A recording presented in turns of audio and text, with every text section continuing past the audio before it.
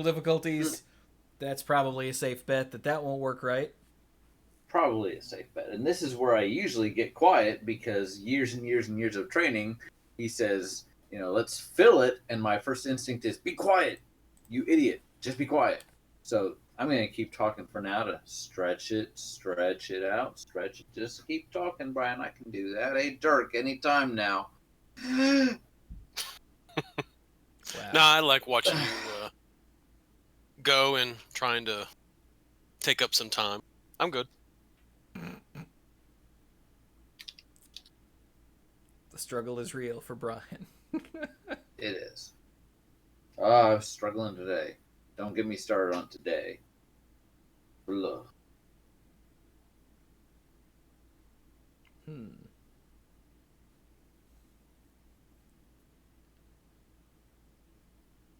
So, that has been a minute. Yeah, it should be good.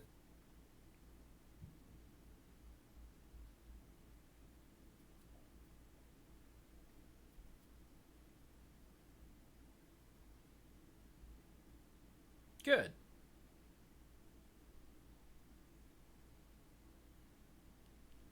Then, let's begin.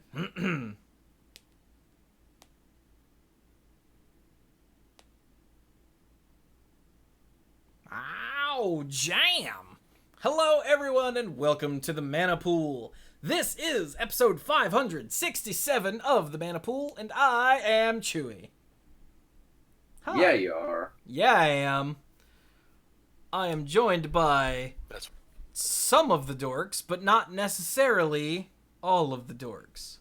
No, but you know what? We're here, and I think we'll make it through. I'm Brian, lead rambler, tangent master of the group. You know how I talk about at least 250,000% more when it's previews. I'll be sure to let you guys talk about some of the cards, but maybe not. We'll see. Excuse me. This is where I would usually interrupt Mike, but spoiler alert, Mike's not here. So instead, you get me, Dirk, the self-proclaimed greenest man alive and moral compass of the group. And I am what flaps in the night, and the terror that makes your smoothies curdle. I mean, there's nothing worse than curdled smoothies, too. Let me just tell you. I'm actually throwing up a little bit in my mouth at the thought of it. So, like, why would you drink if... Mission accomplished. That was your... Man, you got to get different priorities. Okay. So, yeah, Mike is not currently here. He had to work late. He will be joining us sometime, hopefully shortly. Quick, let's cover all the great cards. Oh, there's too many, actually. Are there? Well, I haven't actually been paying attention. The Discord server has been unusually quiet on this particular preview season. Well, the ones that do get posted in there go yay, and everyone talks about them. But it's not like every time a card pops up, people drop it in the Discord server. And since that's the primary way that I see preview cards until we record, I haven't seen that many. Okay. Well, should we hit the mythics that we have not hit yet that have been revealed? Maybe. So, for anyone that's not following along entirely, we're doing Throne of Eldraine previews, or anyone listening to this in the far future. Weirdo. Yeah, we're doing Throne of Eldraine previews. It is the first week of official, like, normal previews. Last week's was official abnormal previews. Let's say. I don't actually know how to word that, but normal previews as we know them didn't start until this week. All the stuff last week was bonus. Right. It was little teasers to whet your appetite. Yeah. Which is appropriate because, food. I do love food. I like food too. I don't know if I love it. Depends on the food. I'm a fat guy. I love it. They say you shouldn't really, live to eat. You should eat to live. But, Those people are joyless and miserable. Anyway. Right. So, So yeah, let's get to it here. I think we Okay. should start with the other planeswalker, right? sure. Hmm. So last week we covered Garrick, who's Garrick and amazing. And Okay, then wait. Manipool Dirk is now following. Dirk, is that actually you? Yeah, that's me. Oh, okay. Look, Dirk made its Twitch account. good boy. And I don't want that to sound derogatory. I can't. That you know, totally was, though. I'm not on the Facebooks. I have a Facebook account that hasn't been updated in literally like 6 years. I'm not on the Instagrams or the Snapchats or anything like that. So, but even I have had a Twitch account for how long? A little while. Chewy? A while. So, but good job, Dirk. Eh, So- it was bound so- to happen at some point. So last week we had Garrick, Cursed Huntsman, who's awesome and great, and Oko, who may not be as awesome, but is still really cool and costs a lot less and does some really interesting things. And I was really interested when I found out during the stream that Mark Rosewater did that he said, okay, so if you've been following along, we've said that there are 3 planeswalkers in the set, and people expected Will and Rowan. And we've got Oko, and we've shown you Garrick. Does that mean that Will doesn't have a card? No, he has a card. It's just with Rowan. So this is the Royal Scions. Is that how you pronounce that? Scion? Like Scion Yeah. of Darkness? Yeah. Okay. Mhm. The Royal Scions, which I guess is the book out. I haven't Yeah, the book's been out for a little while now. Has it? Okay, I haven't ordered it yet. But I guess they're part of this royal family. There was an article up today with a portrait of the royal family. And so, Yeah. obviously, the Royal Scions. Whoa! And- Hang on, I What? have to cut you short again because a voice from the past just became a lifeguard. Tony Room Z. Hey, buddy. Welcome to the pool. Thank you so much for the sub. By the way, everyone, it's September. So anyone who has been on the fence about subscribing to anyone here on Twitch, it's half price this month for you guys. But as far as the streamer is concerned, we get the full amount when we get paid. So by all means, if you're thinking about it, this is the time to do it. You can use the sweet bad at this game emote. Hey, like Carso just did. Thanks, buddy. Okay, sorry, I didn't mean to cut you off there, but Tony Room Z, dude, I haven't seen that name in like a hot minute. That's cool. Definitely take the time to appreciate the people being here. So, no. So, this is the Royal Scions. For 1, a blue and a red, it is a legendary planeswalker, Will Rowan. So, it's Will and it's Rowan. I have not noticed that. That's crazy. And I guess since they made it that the legendary planeswalker and then the planeswalker type does not stop you from playing other planeswalkers with that type, I guess that matters just a little less now. That there's not another Will Rowan, so it's okay. But so again, for 3 mana, and it in Izzet colors, and it comes in with 5 loyalty. That's pretty good. I thought that Oko coming in at 4 was pretty good. Now he has a +2. This doesn't have a +2, but still 5 loyalty. That's pretty darn high. It is. Got the usual 3 loyalty abilities, no static abilities. A +1 loyalty to draw a card, then discard a card. So it's not rummaging, it's old school looting. So that's kind of a blue ability. Red gets a little bit, but it's pretty much centered in blue. Another +1, a very red ability. Target creature gets +2/+0 and gains first strike and trample until end of turn. All right. Pretty And good. then -8. We have this is almost straight red, but I could see it being blue-red. Draw 4 cards. When you do, the Royal Scions deals damage to any target equal to the number of cards in your hand. Because there's a red spell that does this, right? Well, Sudden the impact. red half is the damage dealing, and the blue half is the drawing 4. Yeah, and I get that, but I think hasn't red done this on its own? is what I'm thinking. Or maybe they don't necessarily get like the card draw part of it. So I think you're way too hung up on the colors here. okay, but so there you go. So how I read this is, except for that middle ability, this is very much like a card draw, card selection engine. That's pretty sweet. And hey, Lance Delicious with the Twitch Prime sub for 5 months. Thanks, buddy. Welcome back to the pool. Okay, keep going. No, so this is all about, drawing cards. That middle ability is cool. It does not do the same thing, but every now and then you're just like, hey, look, I've got a guy. Let's make sure it can smash face. So yeah, I mean, like if you've got a 2/2 for 2 on turn 2, let's say, just hypothetically, and then on turn 3 you drop the Royal Scions, you can make it a 4/2 with first strike and trample. That seems good. Yeah. In this insanely basic example, that seems really good. You're getting through, you're doing damage, it's probably not being traded. No, not because it's got first strike. And if you're in a position where you feel like you need to be more defensive, I like +1s, or I like plus abilities that you can always use. So the first ability seems pretty good too. Oh yeah, well, without a doubt. But it's so without a doubt that I just sort of skipped over it.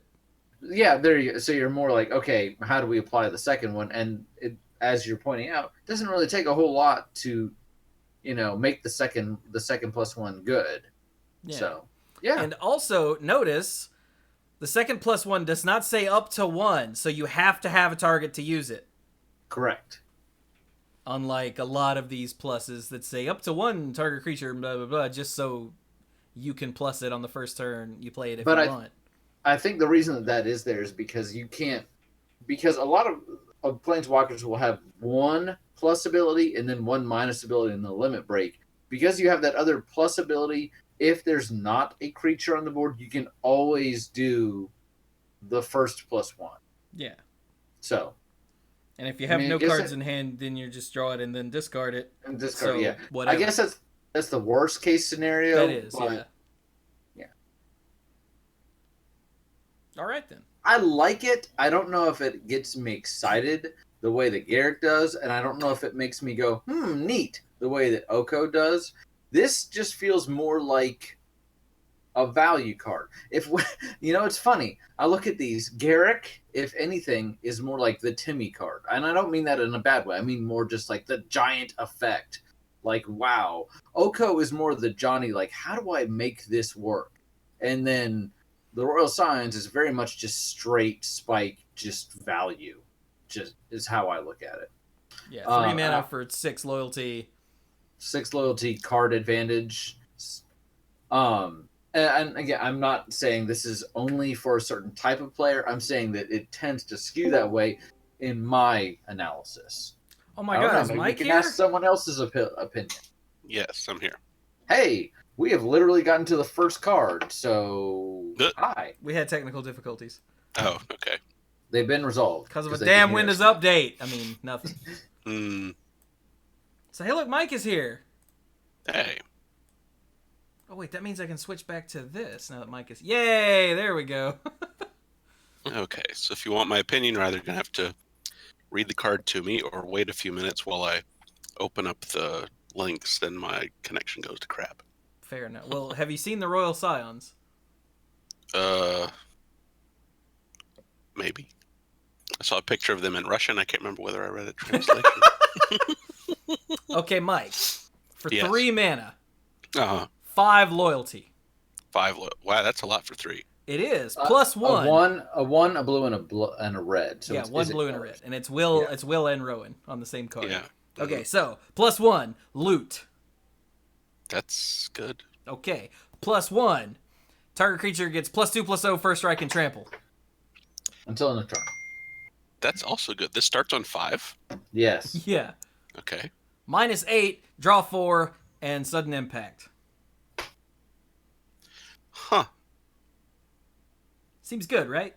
Yeah, it does. Now, is sudden impact Hit an opponent for how many cards are in their hand?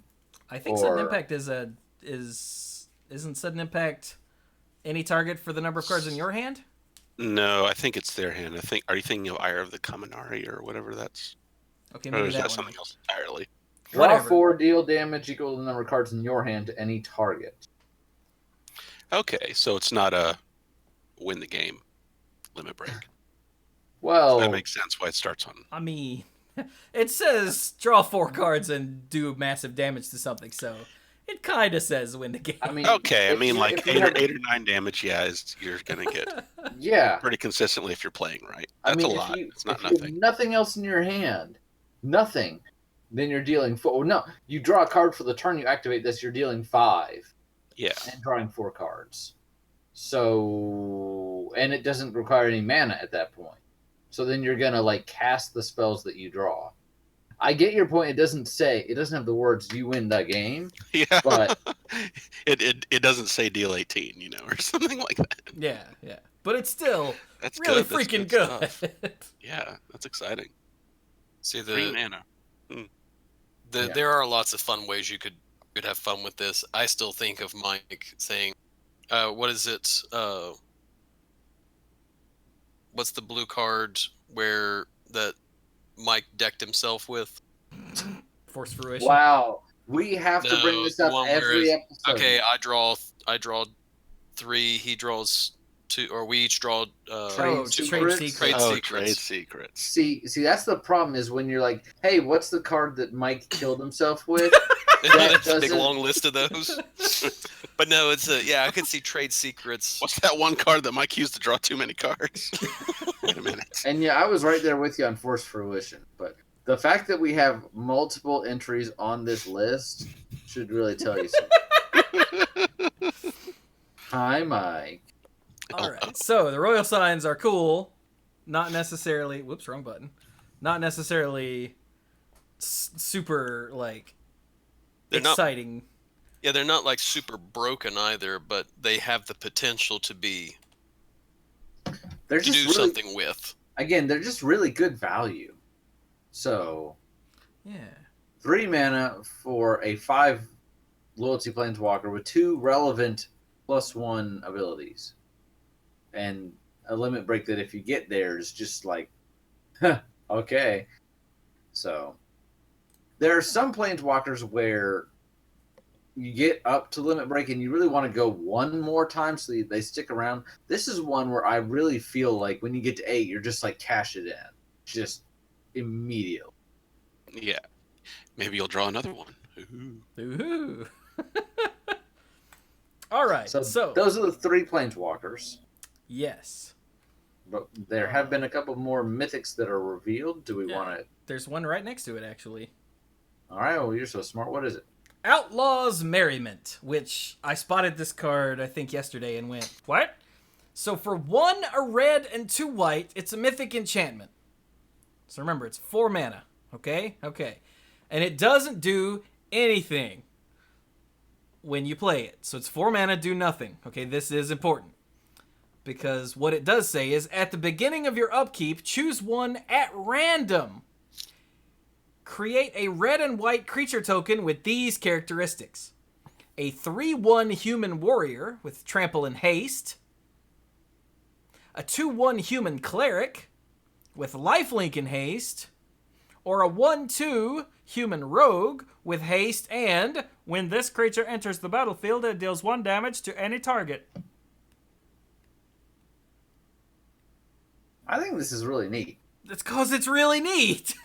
Mm-hmm. I don't feel like it's. Those are all pretty useful things. Yeah. Yeah. The fact that it's at random not only keeps it from being stupid, but actually, in my opinion, makes it really fun. Now there will be a time where I'm like, must get the lifelink, and I get not the lifelink. I'm gonna get like a 3/1 with haste against their like 5/5, and I'm gonna be like, huh. But it's a free guy every turn. So I don't know. I think it's really neat. I kind of see this almost like group meetup kind of place, and they're like, hey, we're taking signups for the mission today. Who shows up? and it's just like, hey, I'm showing up. You guys need me today? So, neat. And none of these are bad. I mean, the 3-1 with Trample and Haste later in the game may not be the most vital compared to the other two, but any one of them is good. And again, you're getting one every upkeep, each of your upkeeps for no additional mana cost. So, yeah. And it's not like they're little, spark elementals or whatever that are going to go away. Right. Any that survive. Exactly. And if they're trading to anything, or if the opponent's spending resources to get rid of them, then you're going to eventually outpace them. Right. So, yeah. Yeah, if they're having to spend actual cards to deal with the tokens. You got it. I like this. This definitely feels decent. I haven't played Constructed in a long time, but it feels decent. And it definitely feels like a card that if I get a couple copies of it, showing up in Brawl decks and Commander decks and all sorts of stuff. Yeah, like, I think it's a for real good card. Sweet. I like it. Do you it think reminds me of Animal Companion in Hearthstone. Do you think this could be? I see the comparison where you get one of 3 relevant minions, and it's random, but none of them are bad. And it's always the warrior, unless you actually want the warrior. Like taunt. Do you think that humans could be a thing in? I know humans is already a thing in modern, right? Could humans be a thing in standard, perhaps? I don't think there's any human-specific bonus stuff right now. No, but I'm sure someone can correct me later, but I can't think of any. There might be some in the set. We don't know. Yeah, interestingly, none of these. I guess because it's Outlaws Merriment, so this is this is not. These are still Outlaws, but none of these are. Exactly, and what I was going to say is none of these are knights because there is a decent amount of knight support in the set if one of these was a knight with all the knight support in the set, then rolling the other two would just be a kick in the balls. Well, you could make it or get a 1/1 knight and with no abilities, but then that's kind of feel bad when you don't have enablers. So okay, Yeah. Alrighty.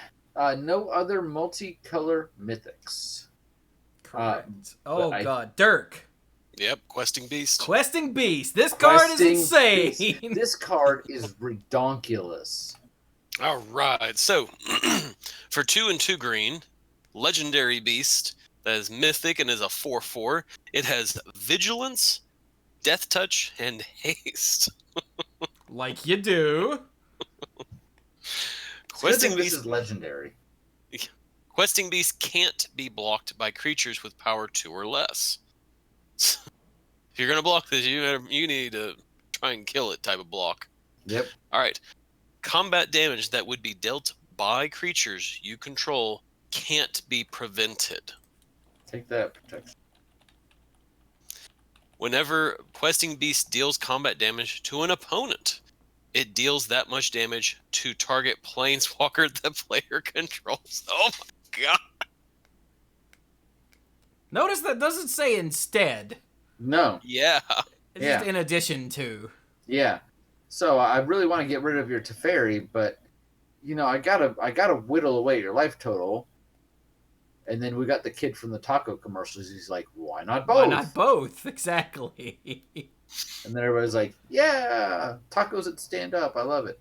I actually really do like tacos that stand up. And I love Questing Beast. So if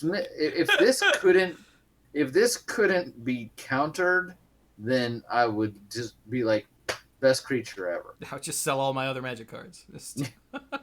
Because why not, right? But yeah, I mean, okay. For 4 mana, you get a 4/4 with Vigilance, Death Touch, Haste. Okay, that's already insane. But then it's got that evasion where it can't be blocked by weenies. Mm-hmm. And then you get the extra bonus of you can't prevent any damage from my guys. Yeah. No fog effects, no protection. I mean, you can still block it, but then the damage is, you know, You're taking the damage. you're taking the then- damage pretty much. On top of that, you get extra damage for connecting with the face. For 4 mana. What the... I can't say that on this show.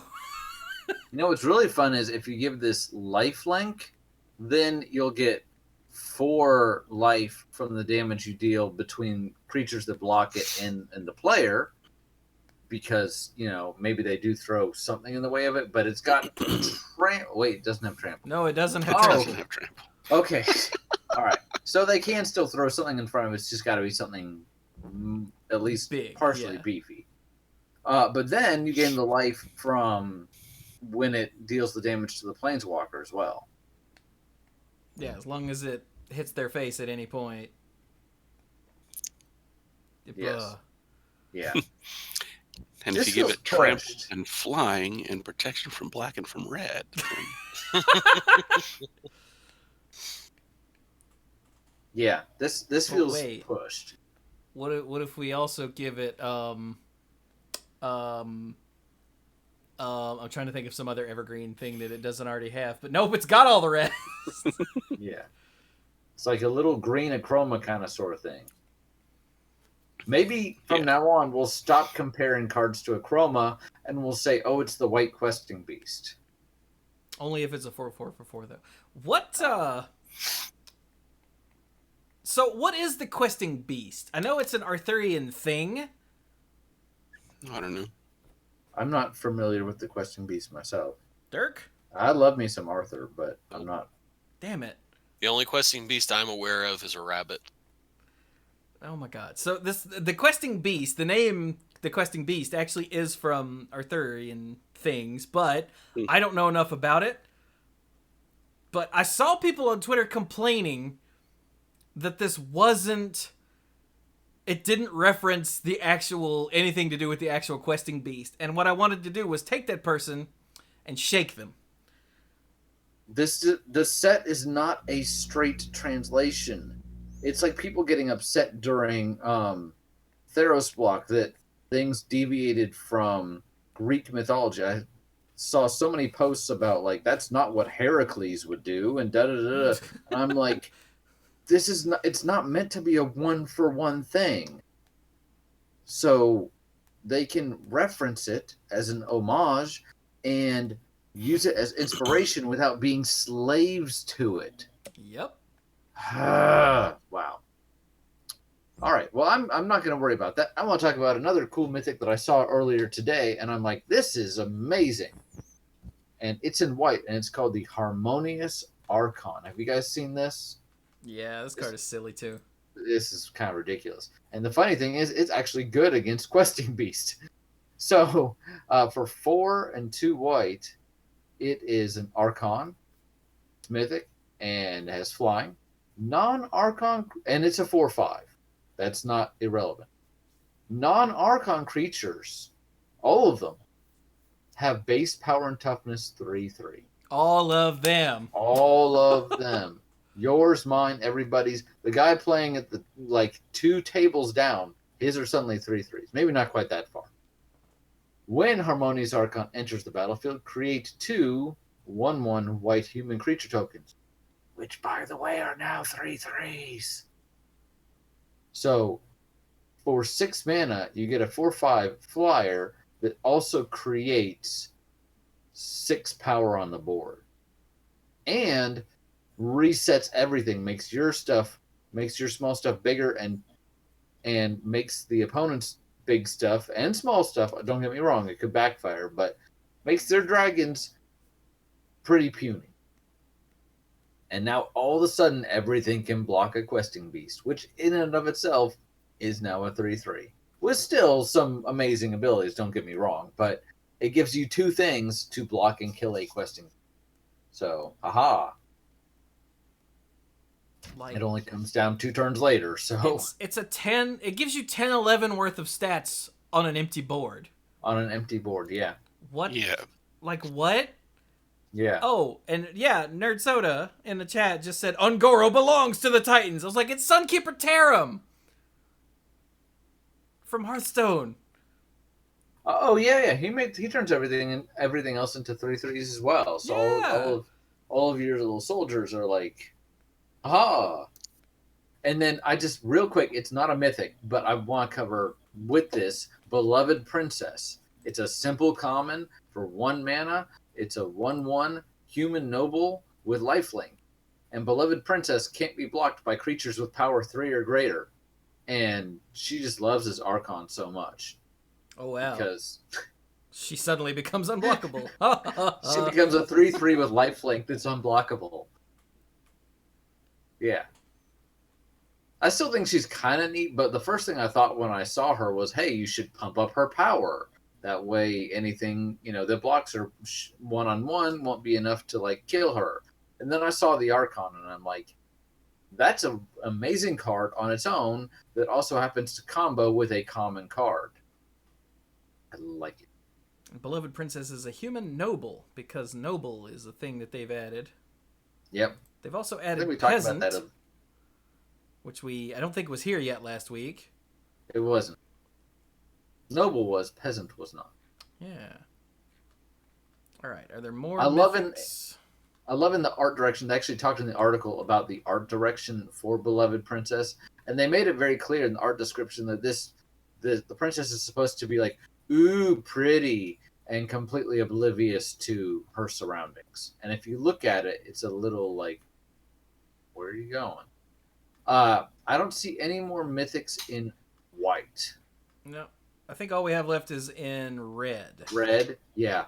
There's 1 or 2 in red. There are 2. Yeah. Hey, Mike. There are 2. Are you up and running yet? Yeah, I just finished eating, so I don't have to be muting and unmuting anymore. So Was it pizza? No, it was a microwave dinner thing. I was wrong. But did you Okay. burn your mouth? No. Damn. Not because I wanted to hurt you, because it was the thing we referenced earlier. Yeah, that's what I figured. Also, I wanted to hurt you. What? Red Anyway, mythic. So, Mike, since you're up and running again, would you please Yes. tell us about Embercleave and its complete ridiculousness? I will tell about Embercleave. It's pretty crazy. So for 4 red, which is really a trick, it's a legendary equip. It's rare. I mean, it's mythic. It has flash, and it costs 1 less to cast for each attacking creature you control. So you can play it for 6 if you really want to, but I advise you try to play it for less. When it enters the battlefield, attach it to target creature you can. Otherwise, it has an equip cost of 3. The equipped creature gets +1/+1 and has double strike and trample. That's a nasty surprise. And instant speed. They don't put double strike on instant speed effects very often. For a reason. Yeah. This feels vaguely ninjutsu-ish, and like, okay, I'm gonna declare attackers, and then somebody's like, all right, I'm gonna block like this, and then you're like, okay, I'm gonna pay a little mana, and suddenly this attacker isn't what you thought it was. Now it's this, and in this case, you're not actually replacing the attacker, but augmenting it. And the fact that, I mean, you could put it, because it gives trample as well, means that it makes it even harder for them to block correctly to try and get around something like this. Mm-hmm. Not that, especially in Limited, you're not going to play around a mythic like this unless you know that they've got it.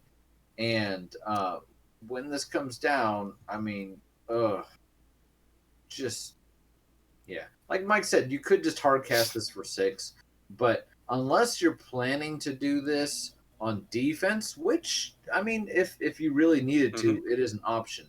But almost certainly you're going to at least attack with something to reduce the cost of it and then throw it in. This card is ridiculous. Hey, Yeah. You know what would love an Embercleave? A questing beast. That is what chat is saying, yeah.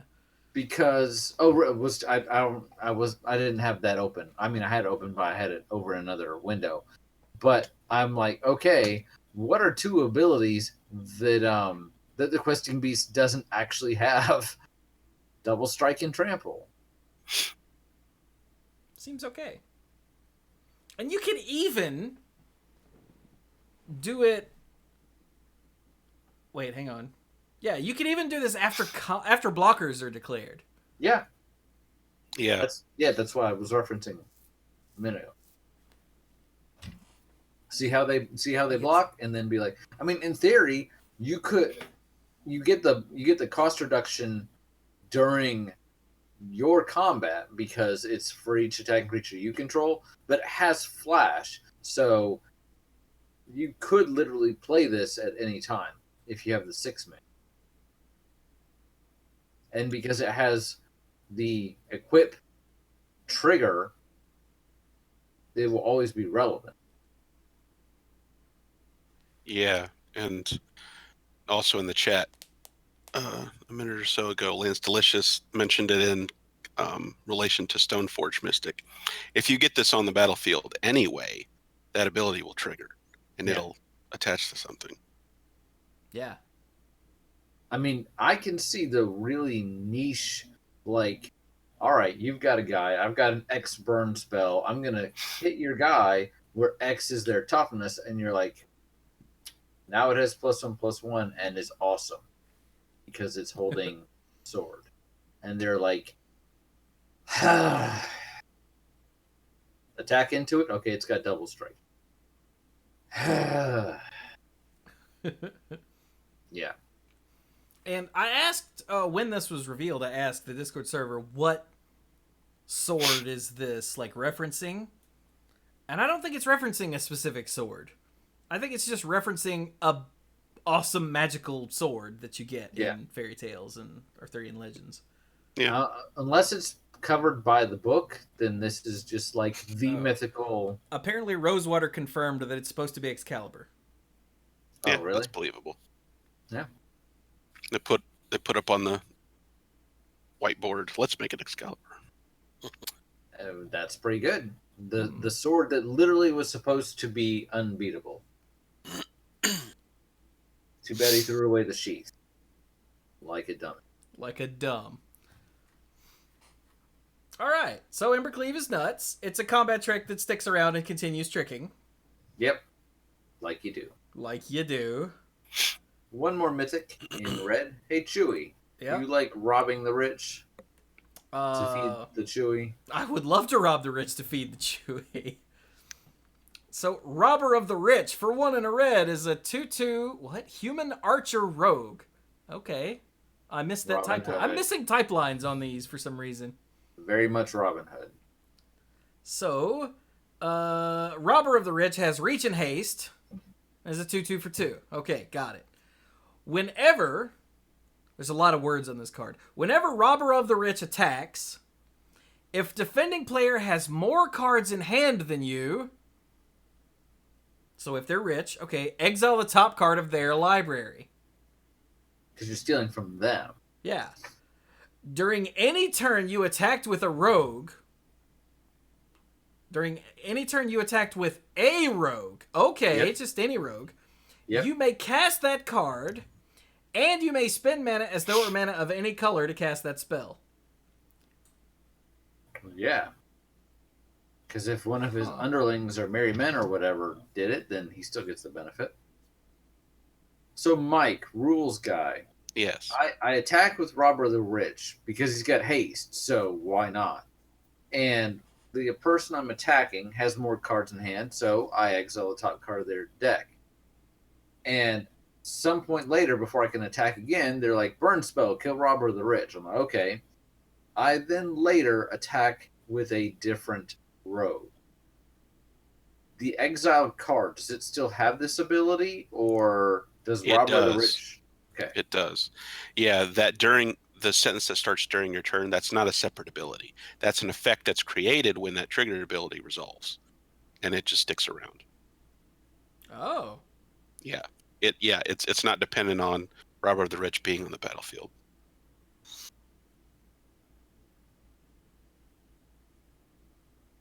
well, there you go then.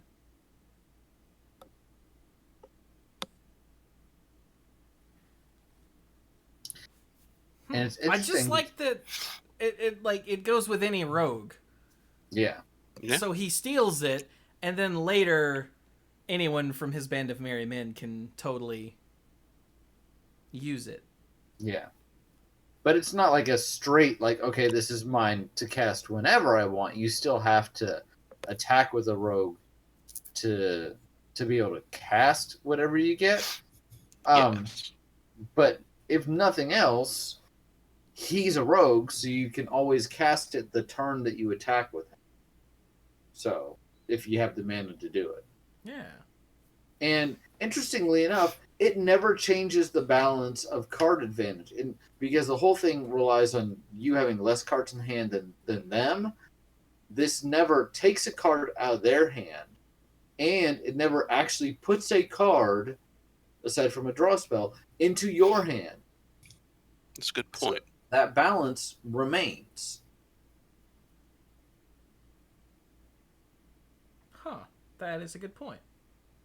Thank you. I have them every now. So, those are the mythics. And Yeah, before now- we talk, It is possible that there are more that have been revealed, those are the ones today, in the card image gallery. but they're not in the card image gallery, so we don't care.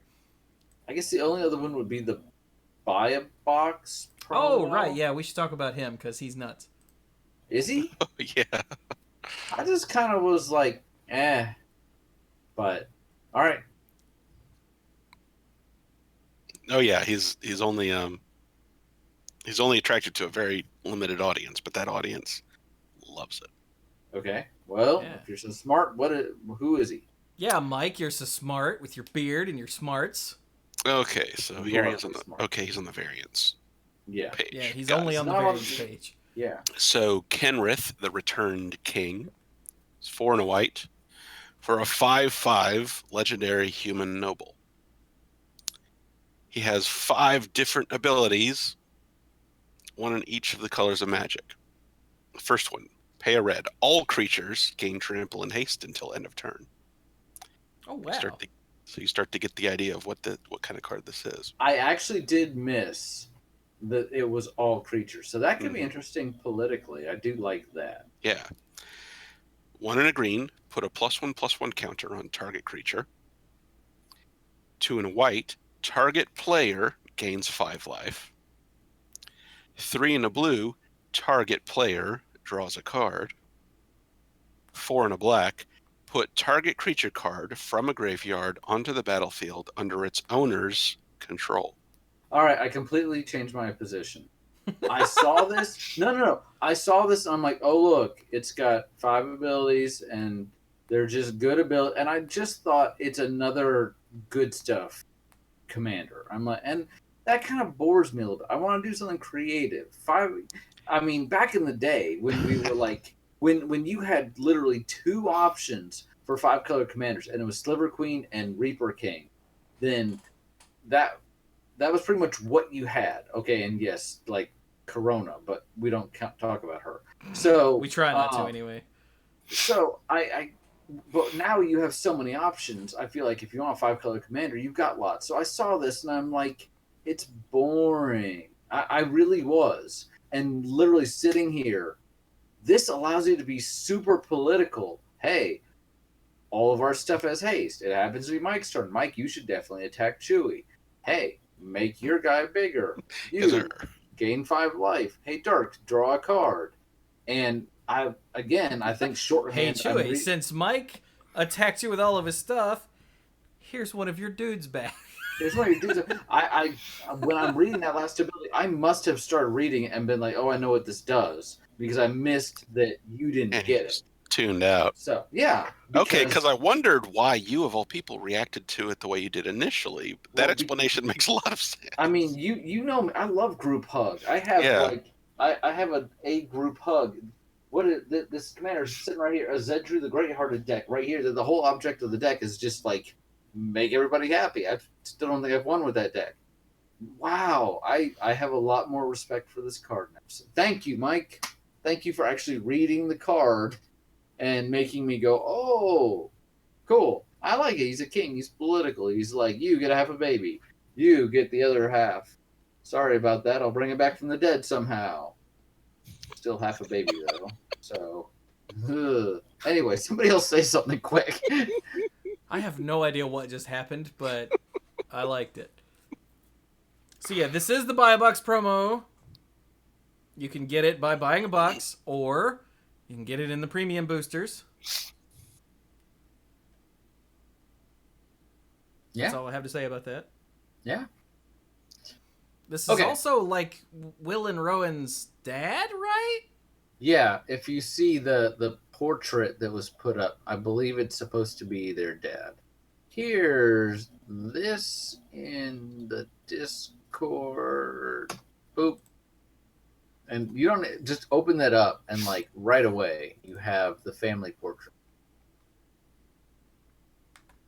Oh yeah.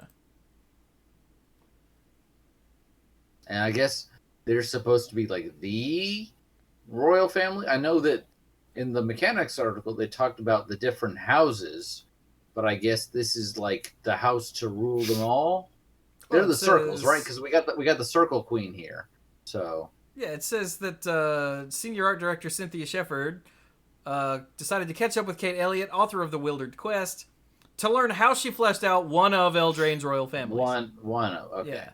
So this is the Kenrith family. Look, there's a baby. Will and Rowan, they're so cute. And look, there's Dad, and he's back, and it looks younger. That's awkward. Yeah. Maybe this was painted a while ago. It is worth pointing out that this being the first thing you see in this article, and it's the royal family. And look, there's some white people and some not white people, and it's fine. No, my sense of normalcy is completely crashed. Oh! These people don't look like me, and therefore this game can't be for me. And Are you done channeling those people now? Thank you. that made me feel filthy. And if that segment is ever cropped out, Go take a shower. I feel like I should just point out that this is perfectly fine. In fact, a very healthy thing to see. So yeah, this is awesome. Yeah. Yep. Sweet. Is there anything else worth looking at in this? We got two kids in here we haven't seen yet, but oh, and there's another picture. They're so cute. And that's literally it. Okay, cool. Yeah, it's not so much a preview as it's just like, here's some awesome art. Okay, I cannot go. I've waited patiently, or not so patiently. I was going to say, have you, though? Once Upon a Time. Yeah. That card is going to be insane. Hey, Dirk, have you read Once Upon a Time yet? It's in green. Let's see.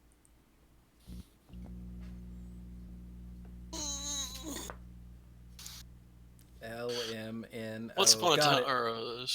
How does every story start? All right. So, Once Upon a Time, for 1 and a green, it is a rare instant. If this spell is the first spell you've cast this game, you may cast it without paying its mana cost. It's a little ways in. Look at the top 5 cards of your library. You may reveal a creature or land from among them and put it into your hand. Put the rest on the bottom of your library in a random order. I just love it. It's like Once Upon a Time. That's literally how every story starts. Although, I did see a little comedy bit a while ago. I'm sorry. This was a sermon by a minister. That's not a comedy, but she was trying to be funny. She was a little bit of a difference there. She said, "What's the difference between a northern fairy tale and a fairy tale in the south?" Can I guess? Go right ahead. Is it Once Upon a Time and y'all ain't gonna believe this? That's it. That's it. So I don't know. Maybe you heard the same place that she got it from, but yeah. But so yeah, I mean, and this isn't like an absolutely huge, like game-breaking effect, but to be able to, you're basically turning this card in your opening hand or your first draw, I guess, if you're going second, into a creature or land, assuming that there's one of those in the top 5. Well, And it if there's feels like this is sort of scry in green. Scry to me always feels like it's a blue ability, and this sort of is skewing kind of into scry a little bit. Scry appears in every color. Yeah, Blue but probably gets it yeah. the easiest, but yeah, I say I feel like this feels sort of blue to be in able to what do it does. to be able to do it for free, and I like the fact that because it says this game, you can't run like 2 of these to get like, you know, it's not like if you cast a spell during your first turn, it's free. So you could do like 2 of these. No, it's literally this is your one and only shot. And there's nothing to say you can't pay 2 for this later. So, but it's just I think this is I saw this and I'm like that's really interesting design space. So I like it. And again, Also, it's the first spell you've cast this game, so if your first turn is land go, you're still in the clear. yeah, it's an instant. You could do it at any time. Or if you have nothing else relevant to do on your first turn and you want to just see if you draw it on the second turn, you can do that. And you're like, oh, sweet. Glad I didn't cast that 1 mana do nothing spell. So, Yeah, just play it right before whatever your first play is. I mean, it's not hard. yep. I'm sure there's some other strategizing you can do, but Yeah. But I think this is going to see play in Modern. You think so? oh yeah, Okay. I didn't. this It's is a I have- legacy card. I have no reason I to think it's a disbelieve legacy you. card easily. It could be a legacy card, yeah, because anytime anything is free, it causes problems. Mm-hmm. Lance Delicious Yeah, says it's he just basically wants to Modern's play version. this in the Nourishing Shoal decks. Shoal Interesting. decks. It's kind of like Modern's version of Land Grant, to an extent. Yeah, you're gonna discard That's a true, yeah. a giant is it a world spine worm or something Mm-hmm. to Nourishing Shoal and gain 15 life, and then use that life to basically burn through your deck, right? Right. Oh, okay. Something like Gristlebrand or something. So, all right. So I was like, got to talk about it. So, what's another card that's pointed that really stuck out to someone? I don't know. Mike was talking about something in the chat. Mike, what were you talking about? Yeah, Skyatonic was having a little conversation, asking me about Gadwick the Wizened. What color's that? In blue. Blue. Yeah, he's a legendary blue guy. Yeah. So he sucks. Okay. So Gadwick the Wizened costs X blue blue blue, and is a legendary human wizard, rare. It's a 3/3, and when Gadwick enters the battlefield, draw X cards. And whenever you cast a blue spell, tap target non-land permanent and opponent controls. That's pretty nifty. Hmm. Part of the conversation in the chat is that that first ability probably technically doesn't work within the rules as right now. And I don't know. I haven't read anything by anyone official, so I don't know whether it actually doesn't work or if a bunch of people just think it doesn't work. But if it doesn't actually work with the rules as written, I'm certain this is the story. Someone designed it. Later on, someone said, wait, I don't think that works. And then quickly followed up with, but that's stupid. Let's just patch the rule to make sure effects like this work, so we can start putting them on more cards. Because So why doesn't there's a it question work? about the card can't actually, because of the specific way this is written, the card in the current rules, the triggered ability won't know the value of X that was in the mana cost as it was cast. Because of the specific way this ability works and the specific way the current rules are written. Interesting. Also, So you I think missed a they're just- sub. Magician See- 12 with the resub. Thanks, buddy. Okay, keep going. So you think they're basically gonna say, yeah, if a Yeah.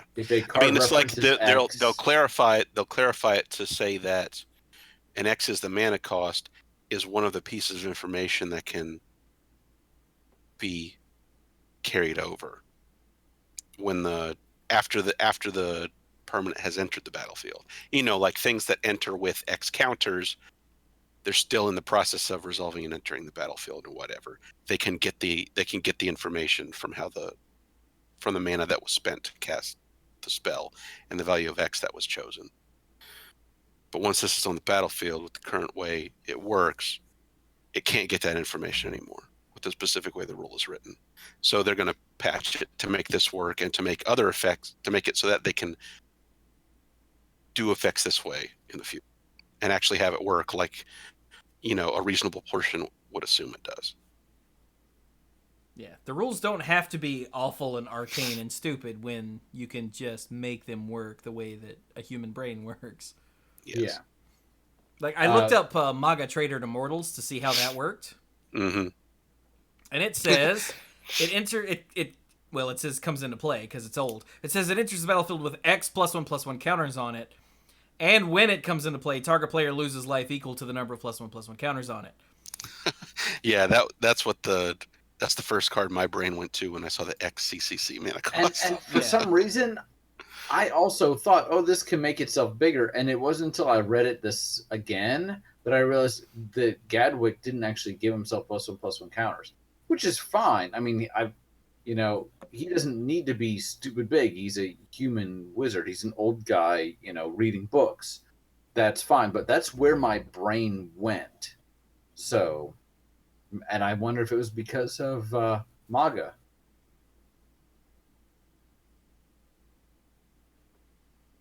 Yeah. So by all accounts, this should work, but there's a small oops in the rules, and I'm sure they'll fix it. Either that or it's a patch they already had worked on. Yeah, because they don't just add the new sets keywords to the rules when they do stuff like this. They also tweak stuff, fix things up. Yeah. All right. We should talk about Emery right above him. All right then. Or Dirk could just die slightly. Sure. Well, I'll do both. So Emery, Lurker of the Lock. So for 2 in the blue, Emery is a merfolk wizard that's a 1/2 and is a legendary creature. So not terribly strong, but this spell costs 1 less to cast for each artifact you control. Yeah, it gets way better at 1 mana. Mm-hmm. When Emery, Lurker of the Lock, enters the battlefield, put the top 4 cards of your library into your graveyard. This is where Mike leans forward and goes, just like, yes. Oh, really? This card interests me. Mike, do you wish to subscribe to its newsletter? I do. I think I would like to know more. And you weren't even here when we were talking about Starship Troopers earlier. Oh, no one else heard that because... Oh, yeah. Damn it. Oh, Okay, man. Anyway, what's the rest of the card say? So, tap. Choose target artifact card. In your graveyard, you may cast that card this turn. Ooh. Gosh. Notice it doesn't say, equipment card. It says artifact.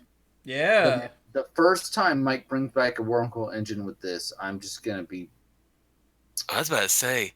very Oh upset. my gosh. The third time you're going to be really mad.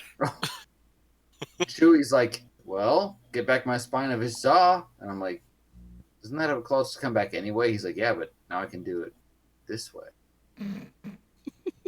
Aha. My point being, there's a lot of artifacts. Yes. This goes into the Shroom commander deck. Mm-hmm. Yep. Dude, you could tap her and then get back your Fountain of Youth for free. Yes. Could. Or you could get back a Tapper spellbomb. can get anything back from the Shroom deck. Brian. You can be a very bad person and play this with Intruder Alarm and get back an artifact creature. Yeah. Yeah. And along those lines, for you, Brian, Nerd Soda mentioned in the chat, you could build a crazy Jeskai Ascendancy deck. Uh-huh. There we go. All right, so it looks like everybody but me is subscribing to Emery's newsletter. Well, the very first thing my mind went to was actually the arc bounds. Because the whole thing with the arc bound was you Mhm. wanted to make them bigger, but they had to die to get bigger. Well, this helps you keep recurring all the arc bounds. See, I want to point something out here. We haven't done a story circle in a while. And part of that has, I feel like, since before War of the Spark, and part of that has been because while there's been some interesting legendary creatures to come out, a lot of them felt very like this is exactly what you do with it, you know? And Emery's interesting in that, yes, you're going to use artifacts, but it's open enough that I think she could be a really interesting subject for a story circle because we've started one in the last like 3 minutes and gone in 3 different directions. Mhm. So, and I feel that way about some of the legendary cards in this set. So I'm just saying that I like this. I wouldn't be surprised if we did a story circle relatively soon after previews. I'm not saying we have to, but I feel like some of these are a little less, oh, this is obviously the deck, and a little more open. You know? Yeah. So, The way yeah. that they've been designing legendary creatures lately, it's hard to do a story circle that, Or too that I entirely too find easy. interesting. Because they're either laser focused or they're like Kenrith the Returned King, where they're so open that it literally doesn't matter what you put It in the doesn't. deck. Yeah. What do you play with this with? Cards. 5 Yeah. color. And again, that it was my original impression of him. Now at least I can take a focus to him that maybe other people wouldn't, but it's still very much like a do the things. So it's hard to find that balance between this is what it does and why would you do anything else with it, or do all the things. So Yeah. yeah. So I think we might be onto something here. Another example, here's another legendary creature.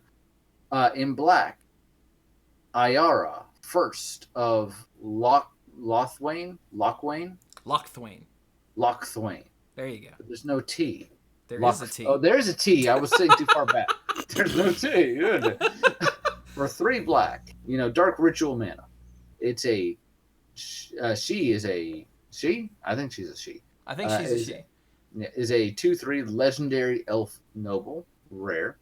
When she or another black creature enters the battlefield under your control, each opponent loses 1 life and you gain 1 life. Digging it. What? I said digging it. Tap, sacrifice another black creature, draw a card. Digging it more. Cool. So, not obviously going to play this with black creatures. If she's the commander, that's what she got because she's mono black. That and artifacts, but it's still open enough that okay, I have a sacrifice theme going on here. What works with sacrifice? Well, black creatures in general, and you kind of go from there. So yeah, it sounds like Chewy will in fact subscribe to her newsletter and possibly listen to her podcast. No, I don't listen to. You I don't guess I do podcasts. listen to podcasts now that I'm driving again. But Yeah, well, there you go. She has a short little half an hour thing once a week, so you'll be good. Oh yeah, I'd probably listen to that then. Though the end of it may ask you to come and die on her behalf, but maybe you can tune that out. I mean, I'm a black creature. It's fine. You are in fact a black creature. But So. yeah, this card just it tickles me. Yeah. Like that Spirit of the Night deck I have. Yeah. I could just put her in that as the commander instead of Spirit of the Night, and she would be fine. It's not built around her, so it doesn't exploit her the way that a deck built around her would, but she just slots right in, and it's fine. Mm. Or you could build a deck that really does horrible things Just with goes her to town. abilities. Right. And it's interesting. I was looking up and down. So there are quite a few cards in this set that make tokens, but not really in black. So the triggering on black creatures and just being able to sacrifice black creatures is an important balancing factor here. Yeah. to not make Ayara super ridiculous in this set, at least. Yeah. Yeah. Like, you don't want Ayara to be a thing that kills the draft format, for instance. Yeah. Right. But there are a couple things. Like, let's look at Cauldron Familiar, an uncommon, and for a single black, it's a 1/1 cat. And when it enters the battlefield, each opponent loses 1 life, and you gain 1 life. Sacrifice a food, return Cauldron Familiar from your graveyard to the battlefield. So if you've got any food, or if you've got a way to reliably generate food, then the Cauldron Familiar either can be a blocker that keeps coming back and keeps draining them for 1, or Ayara's best kitty ever. So maybe don't go to a feast at Ayara's, because she's going to sacrifice a cat a bunch of times and you're going to die. Don't think too hard about it. Yeah, probably don't think too hard about it. No, she just like tosses it over the balcony when it's time to put it out, and then sets out some food for it later, and it comes back. It's like that cat from Hocus Pocus that can't die. Yeah. Okay. Maybe I'm weird in this, but what I thought about when I read this was, and the cat came back the very next day. Am I weird? I might be weird. Goner, but the cat came. Nerd Soda in the chat says, I'm sad they didn't shorten sacrifice of food to eat. And yeah, I'm right there. All right, so the card right next to it, the Clackbridge Troll, makes me happy. Oh, this is cool. So everyone knows, okay, maybe not everyone. Lots of people know the story of the 3 Billy Goat Scruff. But the Clackbridge Troll for 3 black is an 8/8 troll with trample and a haste for 5 mana in black. Seems fine. But when Clackbridge Troll enters the battlefield, target opponent creates 3/0/1 white goat creature tokens. And at the beginning of combat on your turn, any opponent may sacrifice a creature. If a player does, you tap Clackbridge Troll, you gain 3 life, and you draw a card. Yeah, I'm not. Hey, I'm Desecration Demon. I'm not sure what exactly is going on here, because it has haste and trample, and okay, so like they get goats and they can sacrifice them, but when they sacrifice them so that they don't take 8 to the face, you gain 3 life and you draw a card. I think this would be an interesting card without even if it stopped at tap Clackbridge Troll, because without the other part, because you'd be like, okay, I get a giant guy, and you have 3 turns to not have this hit you in the face, and if you Plus have other I'm playing black, so I can kill your other stuff. Yeah, and okay, maybe you kill maybe you have other things to sacrifice, but at some point you're going to run out. But then with this ability continuing, and you gain 3 life and you draw a card every time they sack a creature for this effect, that's ridiculous. That is ridiculous.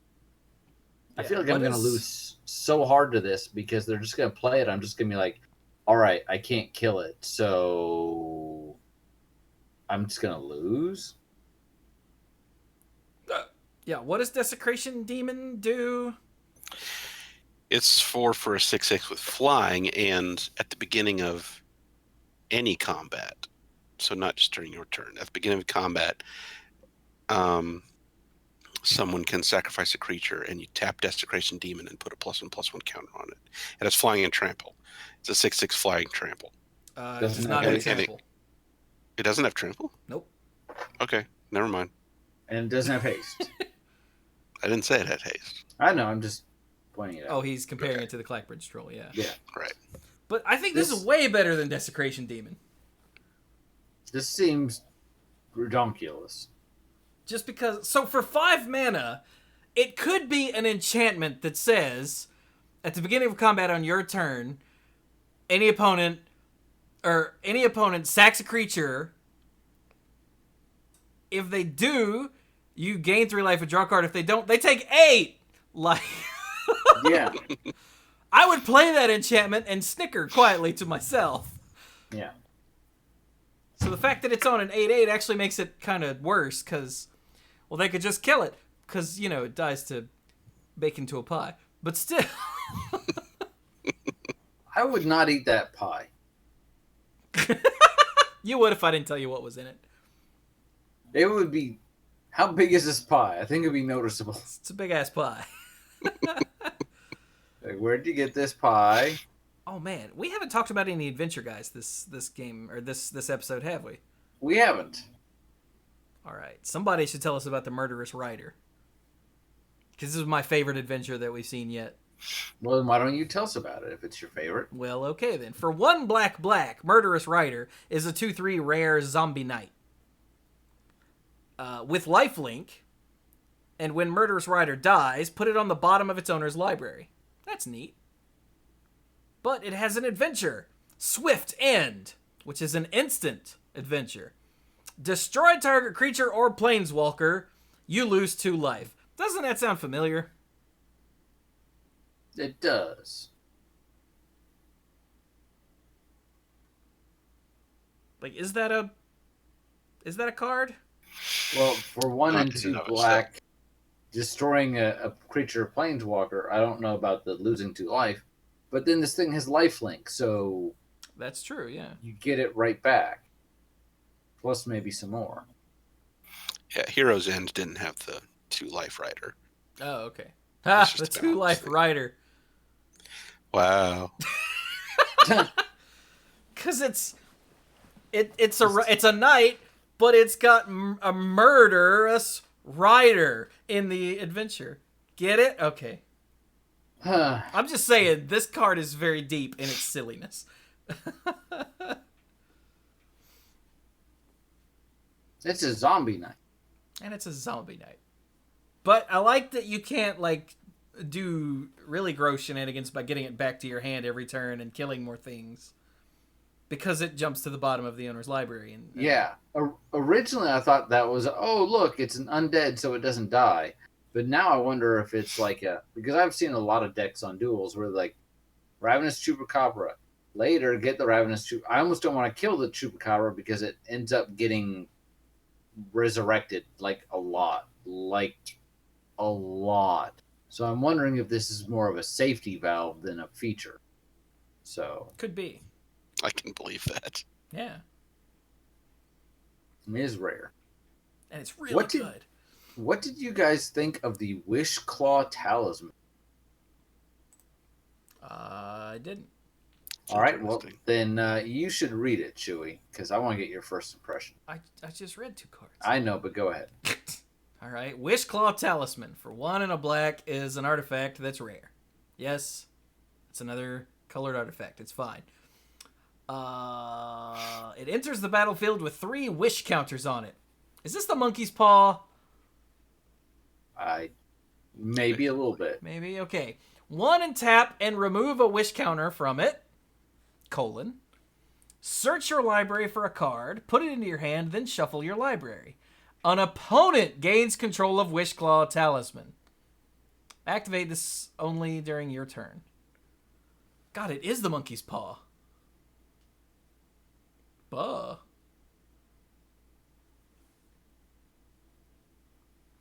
It's a Search- demonic tutor that you have to pass around. Huh. That is seriously trippy. Yeah, I thought you'd appreciate it. Again, politics. Mm-hmm. I get a demonic tutor. Hey, Mike, you haven't hit me this game. Here, have a demonic tutor engine thing. Yeah. Nice if you gave it back to me for that last activation. And it's nice that on the first go, if you just want to use it immediately, it's just 3 mana. Yep. Yeah. You know what? You can get it back with Emery. Eh.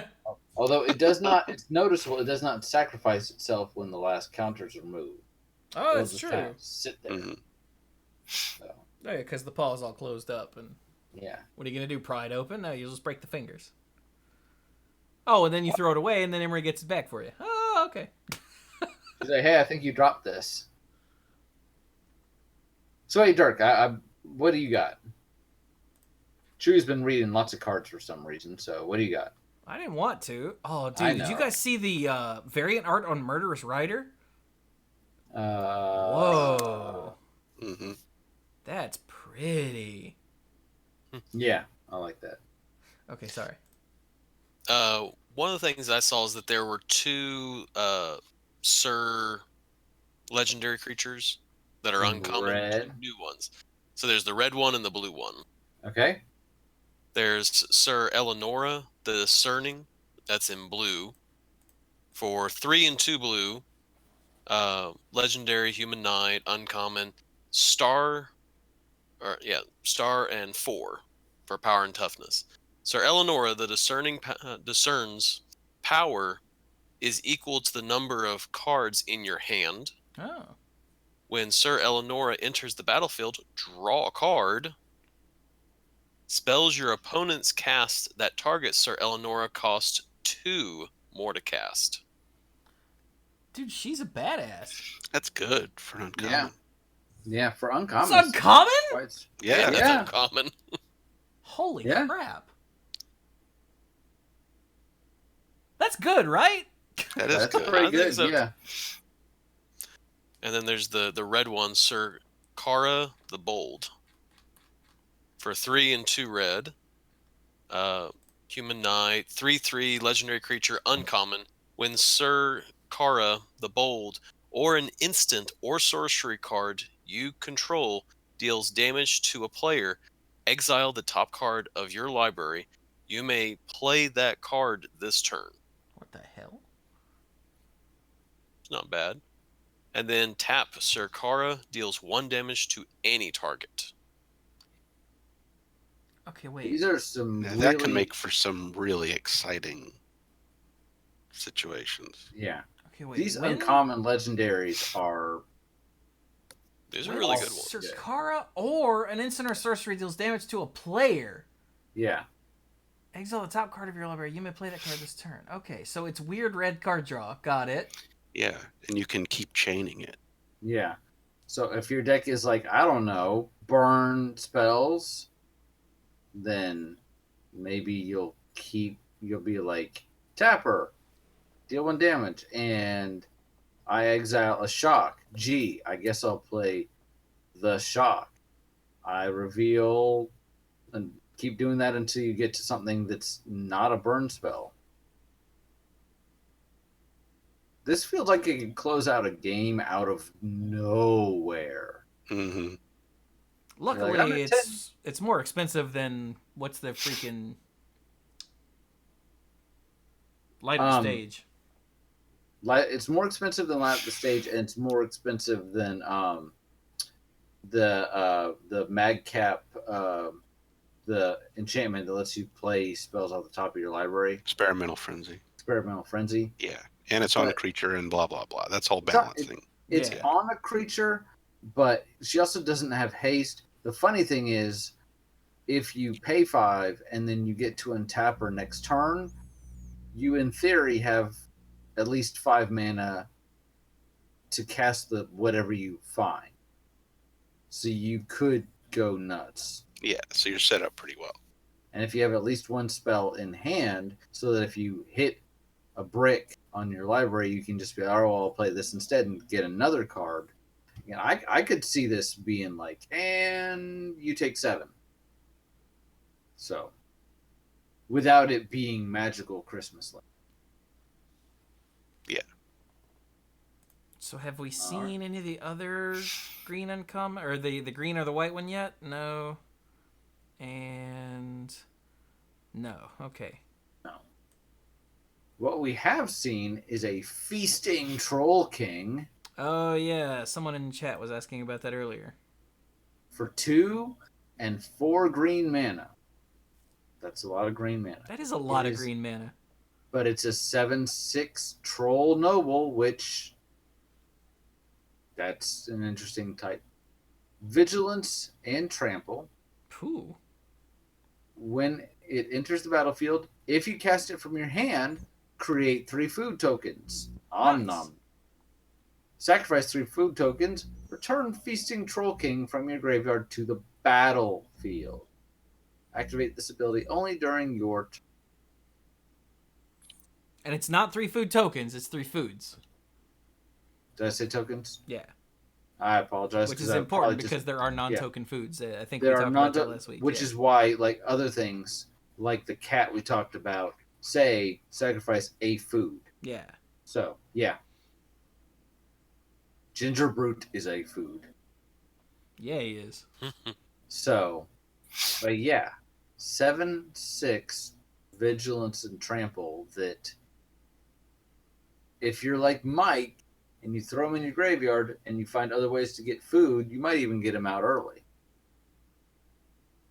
Or you could just play him and you can attack a couple times and then he eats a removal spell and you have a way to get him back immediately. It's food. Quick thing. So, did we identify any other tokens aside from the food? Oh yeah, there have been several. So, did we mention the mice? We have not yet. No. No. We have not seen like the tokens article as far as like these are all the tokens, but So Enchanted Carriage is the first artifact. Yep. So when it enters the battlefield, create 2 1/1 white mouse creature tokens. And it does cost 5. Yeah, you want to tell us what the rest of the card does there, Dirk? Well, it's a 4/4 and it crews 2 because it's a vehicle. Yeah. Yeah, you just said it was an artifact that makes 2 things, so Yeah. So yeah, 5 mana, 4/4 vehicle that makes 2 mice that can crew it. Yep. Which is a really I like the I like the flavor a lot. And if you scroll up to Return to Nature, you can see the aftermath. Yeah. So Return to Nature is Return to Nature a reprint? I was just about to ask that. I feel like it is. I'm gonna look it up. Seems like it could be, but I don't think it is. I'm gonna look it up. You keep going. But for 1 and a green, it's the common instant. Choose 1, destroy target artifact, or destroy target enchantment, or exile target card from a graveyard. Boom. Nice and simple. Originally printed in War of the Spark. Oh. Yeah, because it'd have to be super recent since it gives you the choice of 3 things. Mm-hmm. Long after the magic wore off, the mice still dream of glorious gallop. Tales of the Fae. By the way, we can't not mention the Ginger Brute. Yeah, I mean, come on, it's the Ginger Brute. Yeah, a 1 mana 1/1 artifact creature food golem. I mean, really, He's a food golem. He's common. He has haste.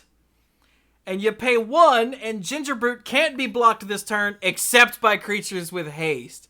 Why? Because run as fast as you can. You can't catch me. I'm the Ginger Brute. Man. So you can only catch him if you're fast. Yeah. I like it. And you can pay 2 and tap and sacrifice him to gain 3 life, like food. Yeah, because that also shows up on the golden egg. Yep. I think that shows up on every food. And yeah, it was just pointed out in the chat. We should be clear that food is not a creature type. Food is an artifact subtype. Yes. Is it just me, or does it feel like there's a lot of haste in this set? It seems like that word comes up a lot, doesn't it? I feel like it does. Well, it's not like the questing beast has haste. Oh wait. Well, it's not like the Clackbridge troll has haste. Oh wait.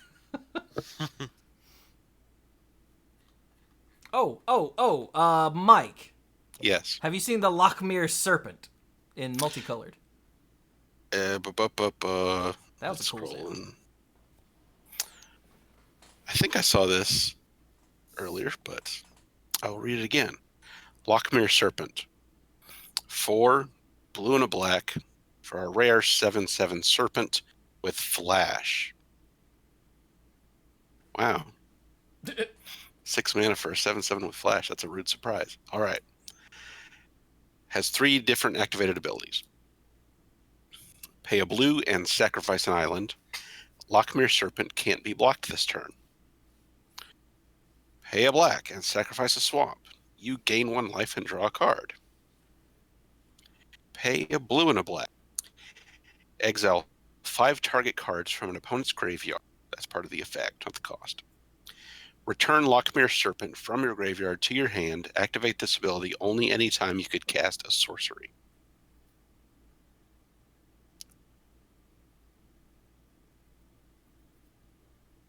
I like that. Yeah. Yeah. Seems pretty good. Also, the card above it. What's the card above it? Doom Foretold. Oh, this is an interesting card. Ooh. So for 2 white-black, it's a rare enchantment. At the beginning of each player's upkeep, that player sacrifices a non-land, non-token permanent. If that player can't, they discard a card, they lose 2 life, you draw a card, you gain 2 life, you create a 2/2 white knight creature token with vigilance, then you sacrifice a Doom Foretold. What the hell? It's like, I told you this was coming. You didn't listen. And now, Doom? So this works if you don't have any non-land, non-token permanents. Correct. You just get to suck to... No, they discard a card. What? Yeah, the person who can't do it discards card. The thing is, unless something really weird happens, you're always going to have Doom Foretold. So you won't get this weird thing unless you do some other shenanigans where you're the one losing stuff and gaining stuff at the same time. Oh, yeah, because you can't, because Doom Foretold, yeah. Yeah. Because then at some point you'll sacrifice Doom Foretold to itself and nothing will happen. Yeah. Because no one gets a choice about whether to sacrifice something. They have to, and then if they can't, this does something. Yeah. Okay, so you can't actually trigger this yourself. No, not without weird tricks. I don't even know what weird tricks, because in order for this to not be on the battlefield, you couldn't get the effect. Yeah, you would have to either turn this into... You would have to, like, Token bounce copy. this. You would have to either turn it into a land or make a token copy or, like, bounce it to your hand while the trigger's on the stack, and it was your last one. Weird. Yeah. That sounds like an awful lot of shenanigans. Yeah, that's is. totally not worth it just to get a knight. Hopefully this will not cause lots of problems for judges where, because it is a mandatory action and you can't choose to simply take the effect, you have to sacrifice a non-land, non-token permanent. I can see it where somebody just passes and maybe like draws their card, and then the turn continues, and then it's too late to back up, and so yeah. Hey, Dirk. Yep. Do you like elves? Always. Then you should continue going 1 card up and tell us about Wildborn Preserver. Well, it costs 1 and a green. It's an elf archer that's rare and a 2/2 that has flash, reach, and when another non-human creature enters the battlefield under your control, you may pay X. When you do, put X +1/+1 counters on Wildborn Preserver. Oh, it puts the counters on itself. I read this wrong the first time. You thought it put the counters on the other thing? Yeah, I think I just got most of the way through the sentence and stopped reading. Yeah. Oh, I know what this card I know does. what this does. Yeah. like that Return King guy, yeah.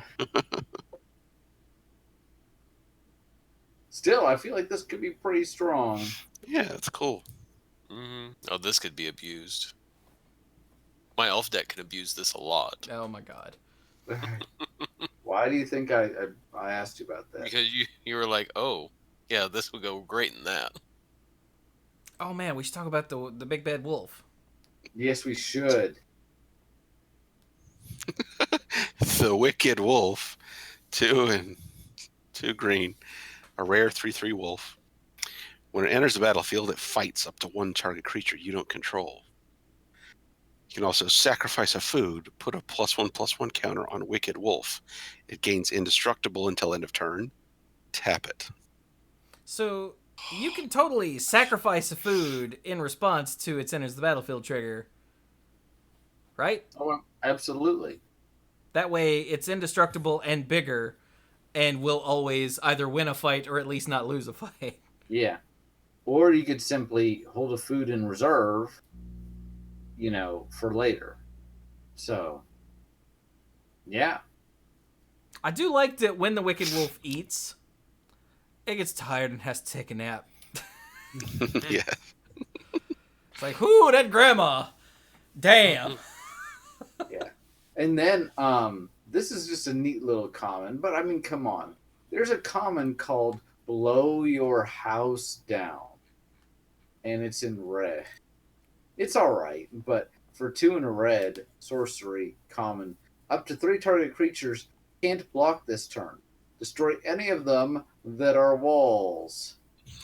Because he will huff and or puff. So. It's pretty cool. Yeah. What else we got?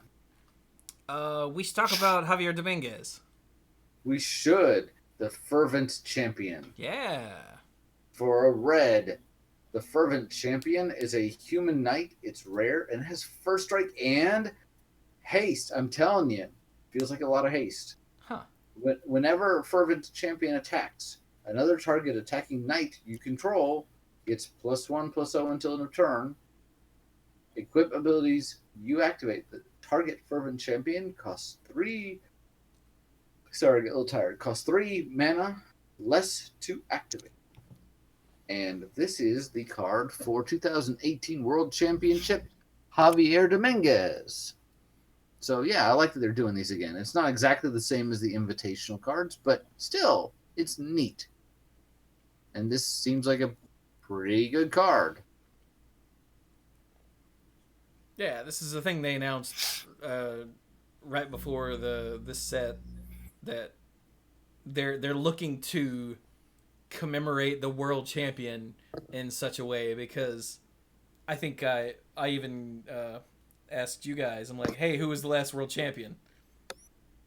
And there was, I think Mike, or I asked who was the one player that was a back-to-back world champion, and Mike knew, but you guys, the other two didn't. No clue, none. Yeah, and it's, I didn't get it on my first guess though.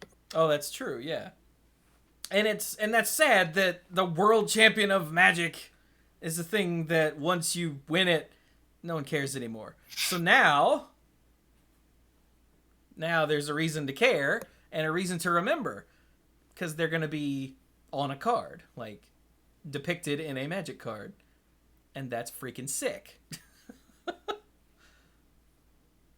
And I mean, so the card itself, a 1 mana first strike and haste is already, not like the most amazing thing, but that's awfully aggressive. And what do you want to do with a 1/1 with first strike? You want to make it bigger. So you're going to equip it.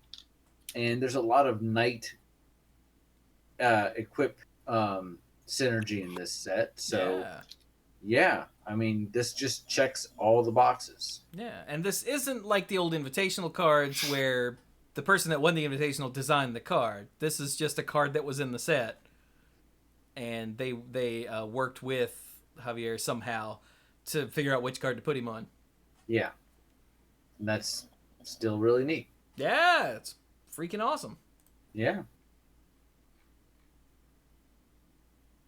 Oh man, did you guys see Witch's Vengeance? What the hell? I I did. For 1 black, it's a rare sorcery that says creatures of the creature type of your choice get -3/-3 until end of turn. Huh. Yeah. That is a hell of a hate card. It is. The fact that it doesn't touch any of your stuff if you don't want it to.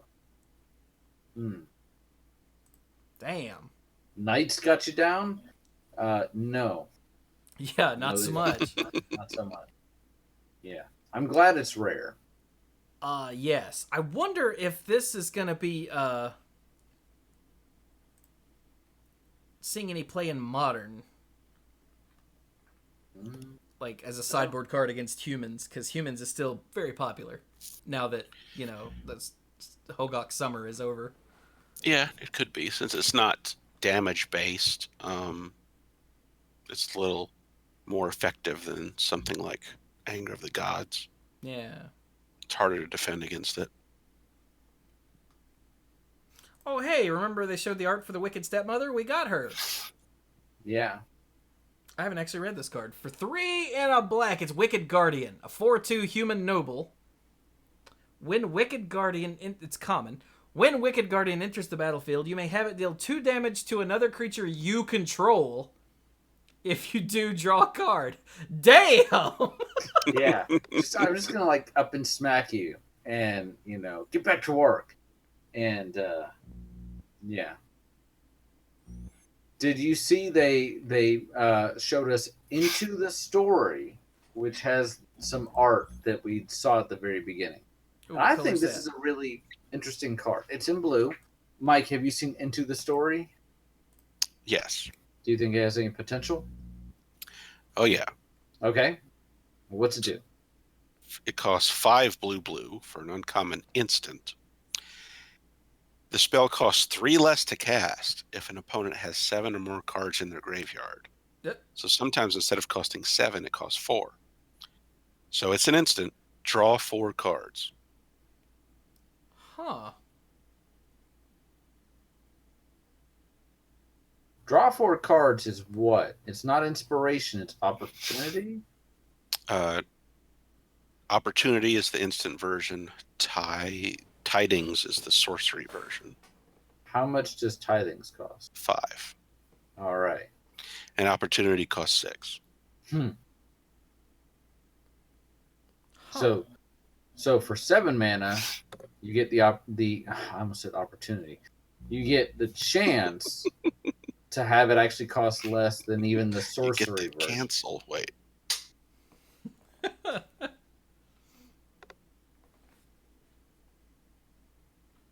Seems pretty good.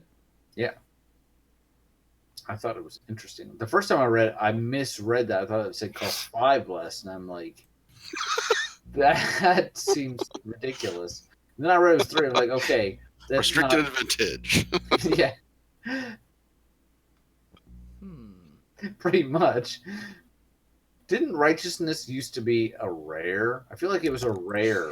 It was. I mean, in its original printing in Alpha, I think it was, right? And a couple other core sets. Yeah. Aww. Yeah. Okay. So that's the target blocking creature gets +7/+7 until end of turn Mm-hmm. for a single white, just in case anyone isn't up on their really crappy cards from Alpha. Yeah. Oh, it's a fine uncommon. Oh yeah, at uncommon, it's good, but as a rare, it's crappy. It's a very disappointing rare. All right. I think we're getting on. One I wanted to make sure I mentioned. It's an uncommon. Is the Bog Naughty, because that name. Sorry, what? For in limited, I feel like this is going to be really important. It's in black, and its name is Bog Naughty. I'm sorry, what? It is. You're not being stupid. No, man. For 3 and 2 black, it's an uncommon fairy. It's a 3/3 with flying for 5 mana. In limited, that's fine. And it has 2 and a black and sacrifice a food, and it doesn't even require a tap.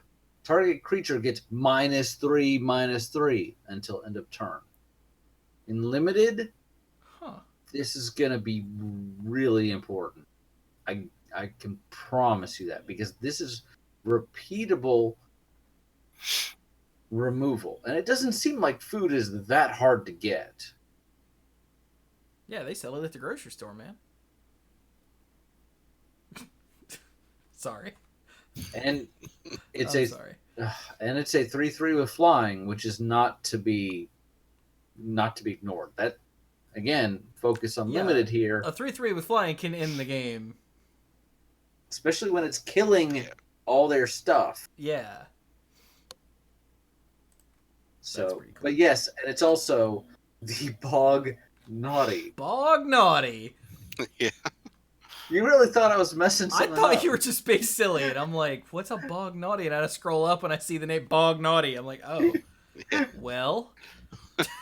Yeah, please don't send us an email about what that's a euphemism for.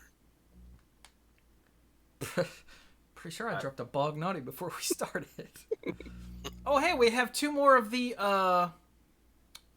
hybrid cards that cost 4 hybrids. Yes, we do. Yes, we do. Yeah, we do.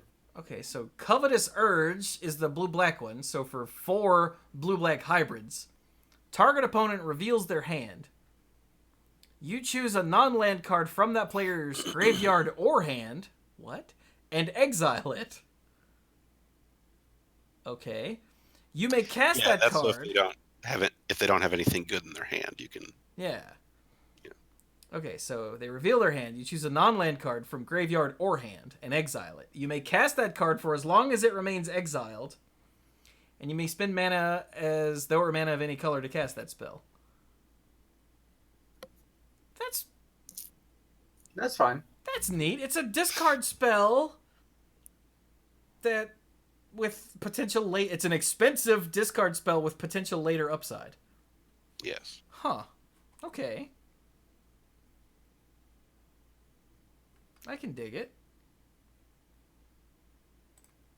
And there's the Okame Ranger. Hey, Dirk, you still awake? Yep. Have you seen Okame Ranger? That seems like a Dirk thing. What color is it? Multicolored. It's the white-green hybrid one. It's the last one. Okay. So for 4 hybrid green-white mana, it's a elf knight. It's uncommon 2/2. Tap creatures you control get +1/+1 till end of turn. Whew. Yeah, it's kind of expensive for what it does. However, it is also an adventure. And the adventure is bringing back for 4 green-white hybrid mana. It creates 2 1/1 white human creature tokens. Are these the kids from Curious Pair? Is this Hansel and Gretel that she's bringing back? I don't know. What color is Curious Pair? Yeah, could very well be. Curious Pair is Green. in green. Mm-hmm. For 1 and a green, Oh, it is hey. a human peasant, 1/3 with no abilities, but it also has the adventure Treats to Share. For 1 green, sorcery, create a food token. Yeah. And the flavor text is interesting. It's gingerbread, like Mother makes. What is there to be afraid of? The variant art is creepy. Oh, wait a minute. Variant art. Scrolling. Huh. That is creepy. Notice the hands. Well, yeah. So, feels like the story here is the knight went to go get him. There's another Yeah. card that's like dropping food or something. Yeah, the Trail of Crumbs I was just about to mention. They also appear on that. There are several cards in the set where the story plays out over multiple cards. Yes.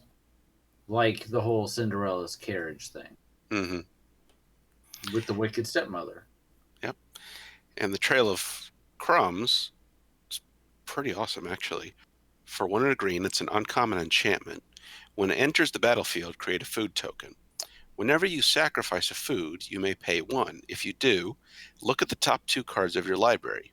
You may reveal a permanent card from among them and put it into your hand, put the rest on the bottom in any order. I wonder why that one says in any order instead of a random order. Oh, because it's just one or two cards. It doesn't matter. Well, yeah, but because of the, like, they're trying to make it to where it's random order, so there's less stuff to do in the digital forms of Magic. Mm-hmm. For 1 second here, I was almost going to repeat what I said about, maybe they should make it shorter to, like, eat a food. And then I had this weird image of, like, if there's a way to get a subtype transferred, like somehow you make a regular creature into a food, maybe you don't want to eat, like, an elf, you know? So, I have heard elves are kind of gamey and stringy.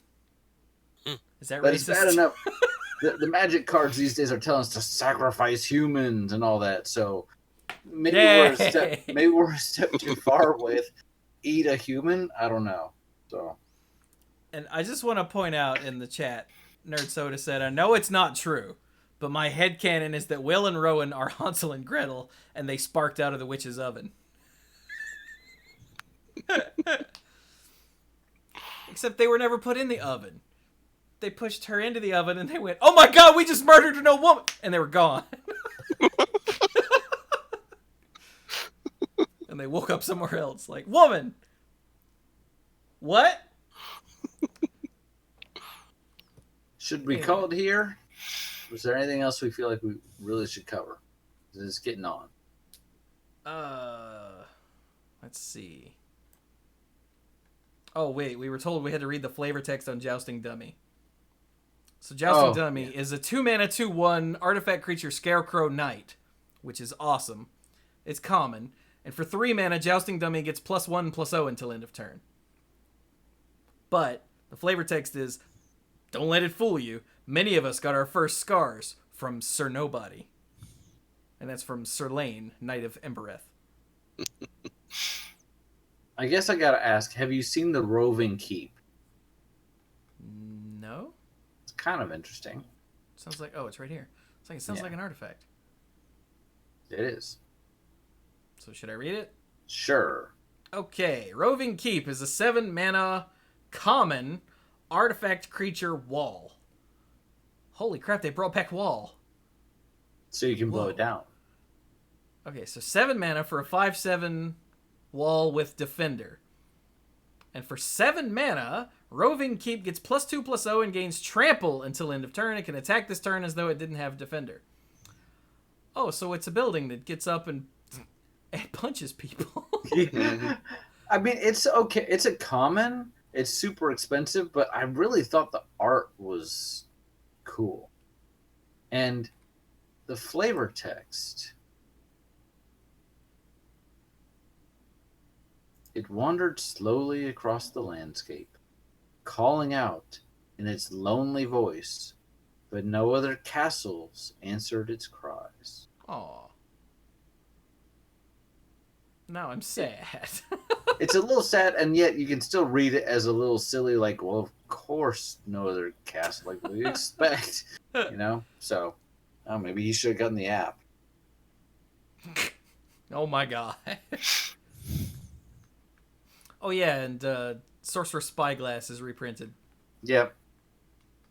So, The you know. That's a Tithing thing. Eagle that you can kind of get a little bit of heads up about. Alright. Yeah, That's all right. I mean, that's probably a good place to stop, right? I think so. I think we hit lots of the fun ones and some of the silly ones. Yes. Yeah. Plus, Dirk is probably asleep already, so. And I'm sure we'll do this once Oh. more next week. Hang on, we missed the most important card in the entire set. Oh god. Outmuscle. How did we miss Outmuscle? The card itself, I say this a lot, the card itself is whatever. 3 and a green, common sorcery. Put a +1/+1 counter on target creature you control. Then it fights target creature you don't control. But it has Adamant. If at least 3 green mana was spent to cast this spell, the creature you control gains indestructible until end of turn. But the art is a dude, a knight, an elf, I can't tell, of some humanoid thing, German suplexing a bear. First we punch the bears, then we punch the dragons, then we do wrestling moves on the bears. Does that mean there's going to be a card showing a suplex on a dragon in the next set? hope. Are we going to jump An atomic leg drop on a dragon. Are we going to jump straight to suplexing a train? There actually was someone did an altar of the. It might have been Pinball Witch. She's the one that dropped it in the Discord server, but I don't remember if she did it or not. The art of Sabin suplexing the train Nice. on this card, and I was like, There you go. But yeah, first we punched the bears. Now we're suplexing bears. Like, what's next? The spinning pile driver? Do we go full Zangief? Or Mike Hagar, I guess, depending on how old school you are.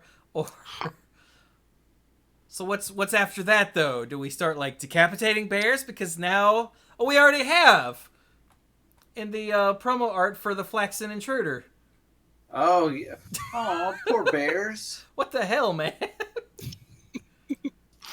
I guess the normal art too, yeah. I mean, both of them. I don't like looking at the Flaxen Intruder. If she scares me. Does she remind you of Sam at all? Just saying. No comment. Stark said, "Final smash the bears." Anyway, all right. Well, that seems. Oh, this is all screwed up because Mike disappeared. Oh God. What happened? Or Mike reappeared. Eh. There we go. I'll just move these over for Dirk and Brian to disappear, and I'll have to move them again in a second. So there you go. That's more of Throne of Eldraine. I'm sure we will talk about more next week, because that's what we do. Yep. So anybody want to final thoughts then? I'm exhausted. Yeah, Today, yeah.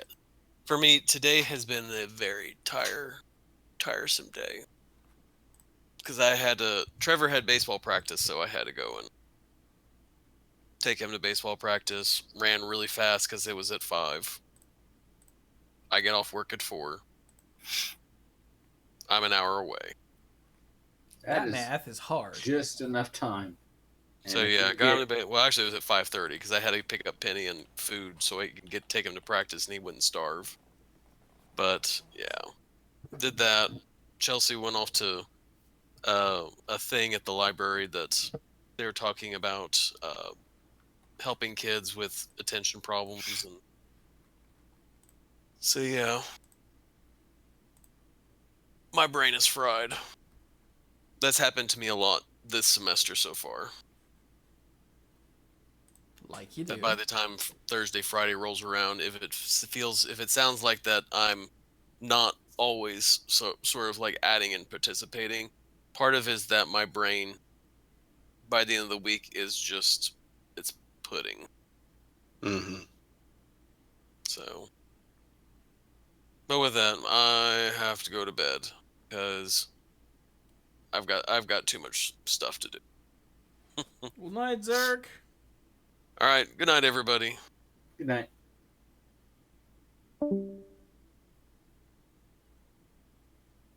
So I guess for my final thought, I don't really have a whole lot to say as far as like personal life or anything like that. I've been thinking about this set, and I don't know that it has anything that I'm just like, yes, this is the best set ever. Food is an interesting mechanic, but it's basically making a kind of token. So I'm not like, woo, I think the adventures are really neat. Adamant, it all depends on what it does. So I don't know that I'm like, wow, this is the best set ever, but I definitely dig the tone. And I definitely love what they're doing with the flavor.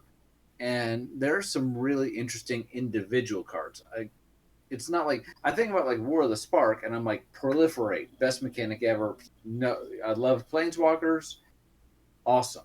So it was easy for me to get hyped for it. This has been more of a slow roll for me, not because I hate it, but because I'm like, did it does it have any oomph? And for me, it's more the individual stories that the cards tell. And I'm really looking forward to playing it in a limited perspective and seeing how's it play. And again, I wonder if this is meant to be more of a faster set with some of this haste going on, some of these aggressively costed creatures. And I don't know. I feel like it's easy to say that on paper or not. Obviously, we haven't seen all the cards, but we're also seeing a lot of the mythics and rares first. So, of course, those are going to have some interesting abilities. So, we'll have to get in there and really dig into it and play around with it when the set actually comes out. So, I guess the conclusion there is I'm not like, wow, this is amazing, the best thing ever, but I am very intrigued. I really am. That's all I got. I have some work to do early in the morning, so I'm going to tell you guys good night. And, sally forth. Something. She's hot. Isn't she like a Sunday morning cartoon? What? Oh, no, I meant your sister. Uh,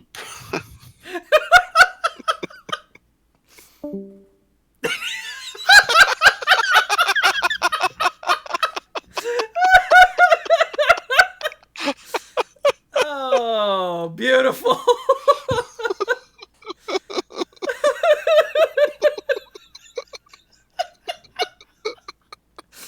Oh, and Brian just bounced. Didn't even tell me he hates me.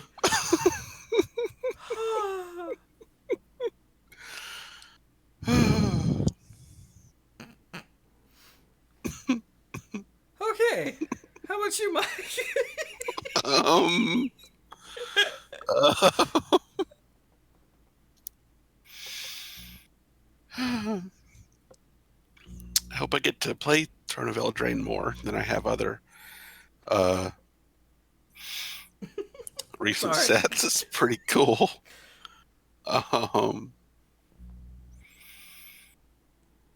Yeah. There's nothing I can say that can top Brian's expert comic timing there. That was pretty good.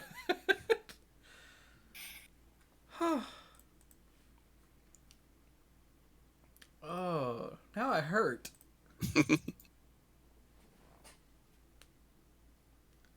All right.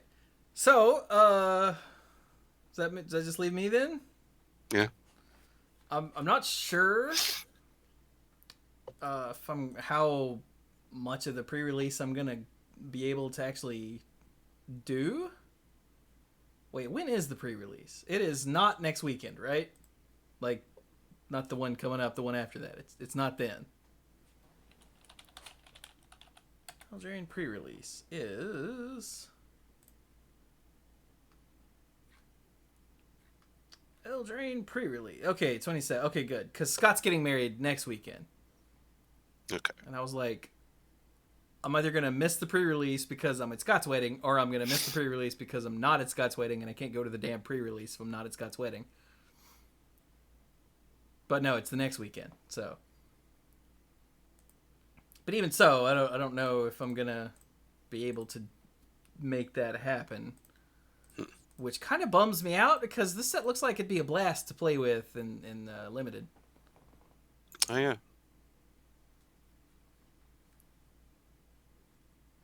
But yeah, I love the top-down feel of this. The complaint that I have seen leveled at it is that it feels too much like instead of this being like a world that uses fairy tale stuff, it's more of like a fan-made fairy tale magic set. And while I can see that, because there really isn't much world that we have seen yet, it's all just cool references. No, yeah, you can still just see it a little bit in some of the costume design that I'm getting more and more of a solidified impression that it does have to do with the factions, the cup motifs and the circle motifs and the blah, blah, blah. Yeah. And I get that. I totally see where that complaint comes from. But I disagree. I think it's good that we're getting something that isn't super world buildy, if that makes sense.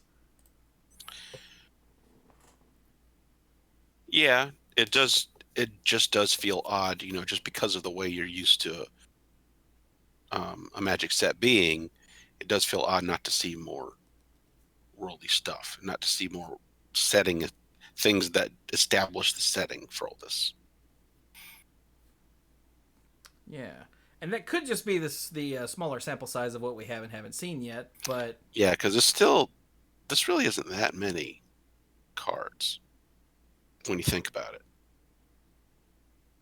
yeah, No, not many at all. Just looking at the number of cards in each section, and they want to show off the good stuff at first, get people hyped. exactly. Yeah.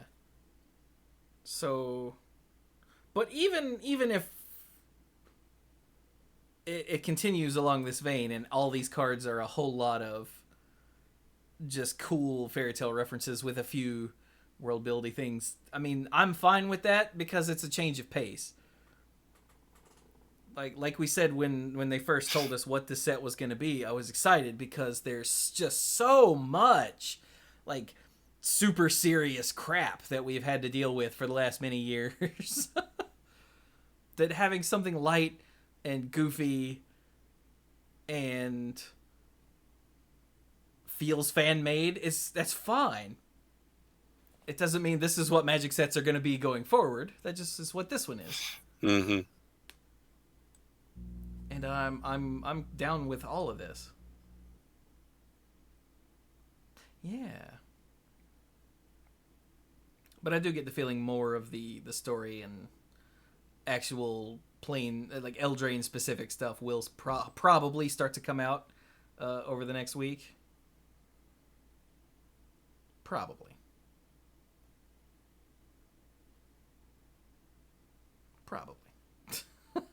Maybe. And then there are people on the other end complaining that they're not sticking hard to the fairy tales. And I'm like, look. Like Brian said with whatever card it was earlier, this isn't a one-to-one thing. Yeah, and you can't get too specific, otherwise you'll start to lose people if you're trying to reference some every little bitty thing. What he said. Whatever he said. Do you know what he said, Mike? Nah. So yeah, I think they're trying to find a balance between like, look, this is obviously this fairy tale. Look, we just couldn't name it that because reasons, but it's totally that. And hey, this is its own world that just happens to have all this stuff on it. And in this case, they're leaning, at the moment at least, it feels like they're leaning slightly more towards the referential side. Yeah. And that's fine. That's cool. They don't all have to be serious. I'm sure there were people complaining when Lorwyn came out. Well, this is silly. This isn't dark and brooding. Shut up. Wait a few months. Nerd Soda said, why doesn't my evil stepmother force my creature to go sweep the floor near the hearth, right? Instead, she just punches it. Because she's actually wicked. Damn. That's awful. But anyway, all that said, I love the top-down aspect of this. And there are actually cards, 2 in fact, mono black cards, that they've shown that I've looked at and said, I'm going to want to pick one of these up. Which is not a thing that I have thought in years. I have not thought inside my head, man, I need to see if I can pick one of those up if I don't get one that's pre-release. Because I just don't buy Magic cards anymore, so I don't play Magic cards. Like, I don't feel the need to update decks or anything because I use them, 4 times a year if I'm lucky. Right. So the decks I have are fine for that.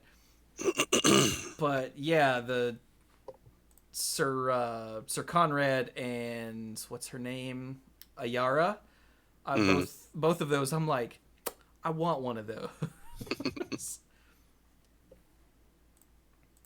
I said it's been years since I thought about a single that I wanted to pick up. So that's a momentous occasion right there by itself. And neither of those have anything to do with the fairy tale aspect of things either. Huh. I didn't even think of that. Anyway. But I guess that's enough of that. So, hey, we should do all the stuff. So, there will not be a stream tomorrow night for those of you that are watching live, because I have an easily 10-hour drive, possibly more. But I can't start early, so I'm not going to be back in time to stream. I probably won't get back to my apartment until like 10, 11 o'clock. Closer to 11. Probably 11 or 12 o'clock. So, yeah, no stream tomorrow. But, hey, nice driving paycheck. Sweet. But when I do stream, I stream all kinds of stuff. Here lately, it's been Shovel Knight, The Plague of Shadows DLC, and Dota Underlords, and some Hearthstone single player, the Dalaran Heist, which is what I was gonna stream tomorrow.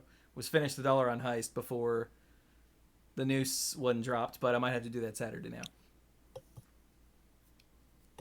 So, yay. I stream all kinds of stuff here. Some of it gets turned into YouTube content. Some of it doesn't. Just depends on what it is. So, come hang out. We also do Monday Night Magic, which we did Monday Night Magic number 666, which is a milestone that no Magic podcast has hit. I don't think. Because Rosewaters doesn't count because he records like 8 at a time. Yeah. So don't count those. I don't know what he's probably in the thousands by now. Knowing him, I don't listen to his show, but He's in the high 600s right now. really, Mm-hmm. he started his years and years and years after we started this show. Even Yeah, he does. He releases 2 a week every single week. Every single week. good lord. I guess if you're doubling up, then yeah, you're gonna catch us. But no weekly Magic podcast that isn't Mark Rosewater has ever hit that number. So we celebrated by being creepy. Did you happen to see any of that thumbnail, Mike? Or I did see the thumbnail. yeah, we had fun. So go check that out. If for no other reason than to just laugh at our dumbasses. But, yay! And then over on youtube.com/themanapool is where all the YouTube videos go up at the moment. It's more, Dota Underlords and Shovel Knight, Plague of Shadows, and the podcasts. I will have more different things coming soon once I figure out what to stream and turn into YouTube content. But I've got plenty of Shovel Knight. Let's see. 4 or 5 episodes. All the way up to episode 5 of Plague of Shadows have been uploaded. So, hey, if you're a lifeguard at the $5 or more range, you can totally see those already. And I think another 3 or 4 past that have been streamed and thus recorded, but I haven't gotten around to editing them yet. So, yeah. I love the playing as Plague Knight, by the way. He's a lot of fun. Good. Because he throws bombs, and then he explodes himself. So, like, what could possibly be better? So, yeah. But there's one YouTube video that goes up every day on the YouTube channel.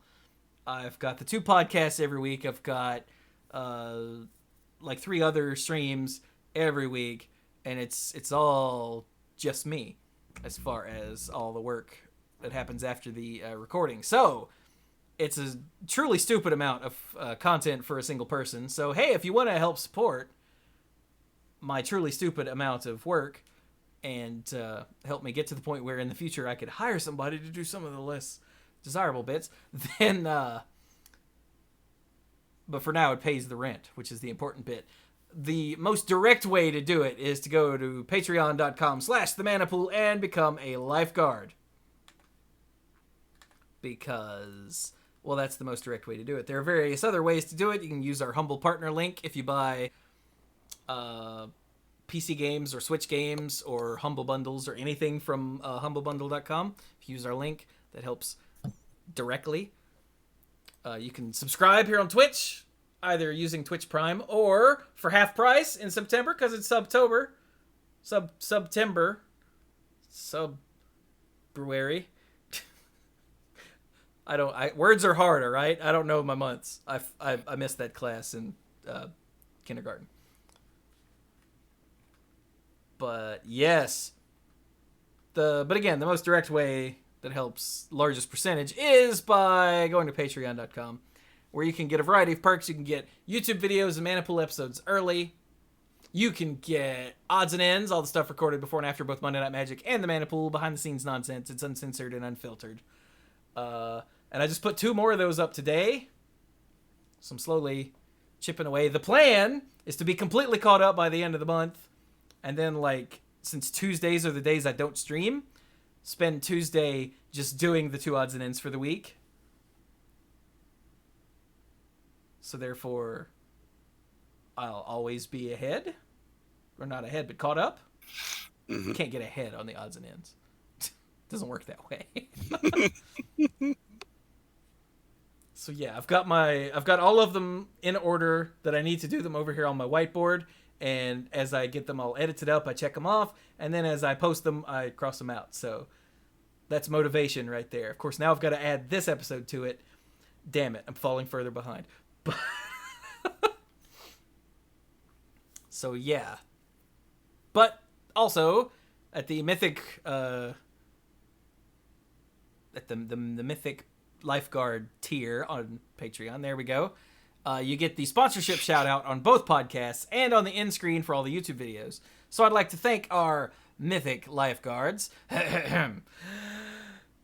Jason Doan, Kim Ho, Andrew Hunt, Al, Lance Delicious, Timu Hales Haryu, Connor Kennedy, John Morris, Alex Gonzalez, Scuzzo, Jeff Spencer, Stuart Slaw, PJ McMullen, Sophia Brittain, Casey, Fayen Says, Danny Liao, Cody Buckowing, Jake Jansons, Jason Kaus, Gothic Man, Brian DeLucci, Stark Maximum, John Parker, Violet Moon, Mike, Dan Holm, Bartle, Sarah Jane, and the Beast Father, Aaron Goodwine, who I apparently almost killed with an odds and ends earlier today.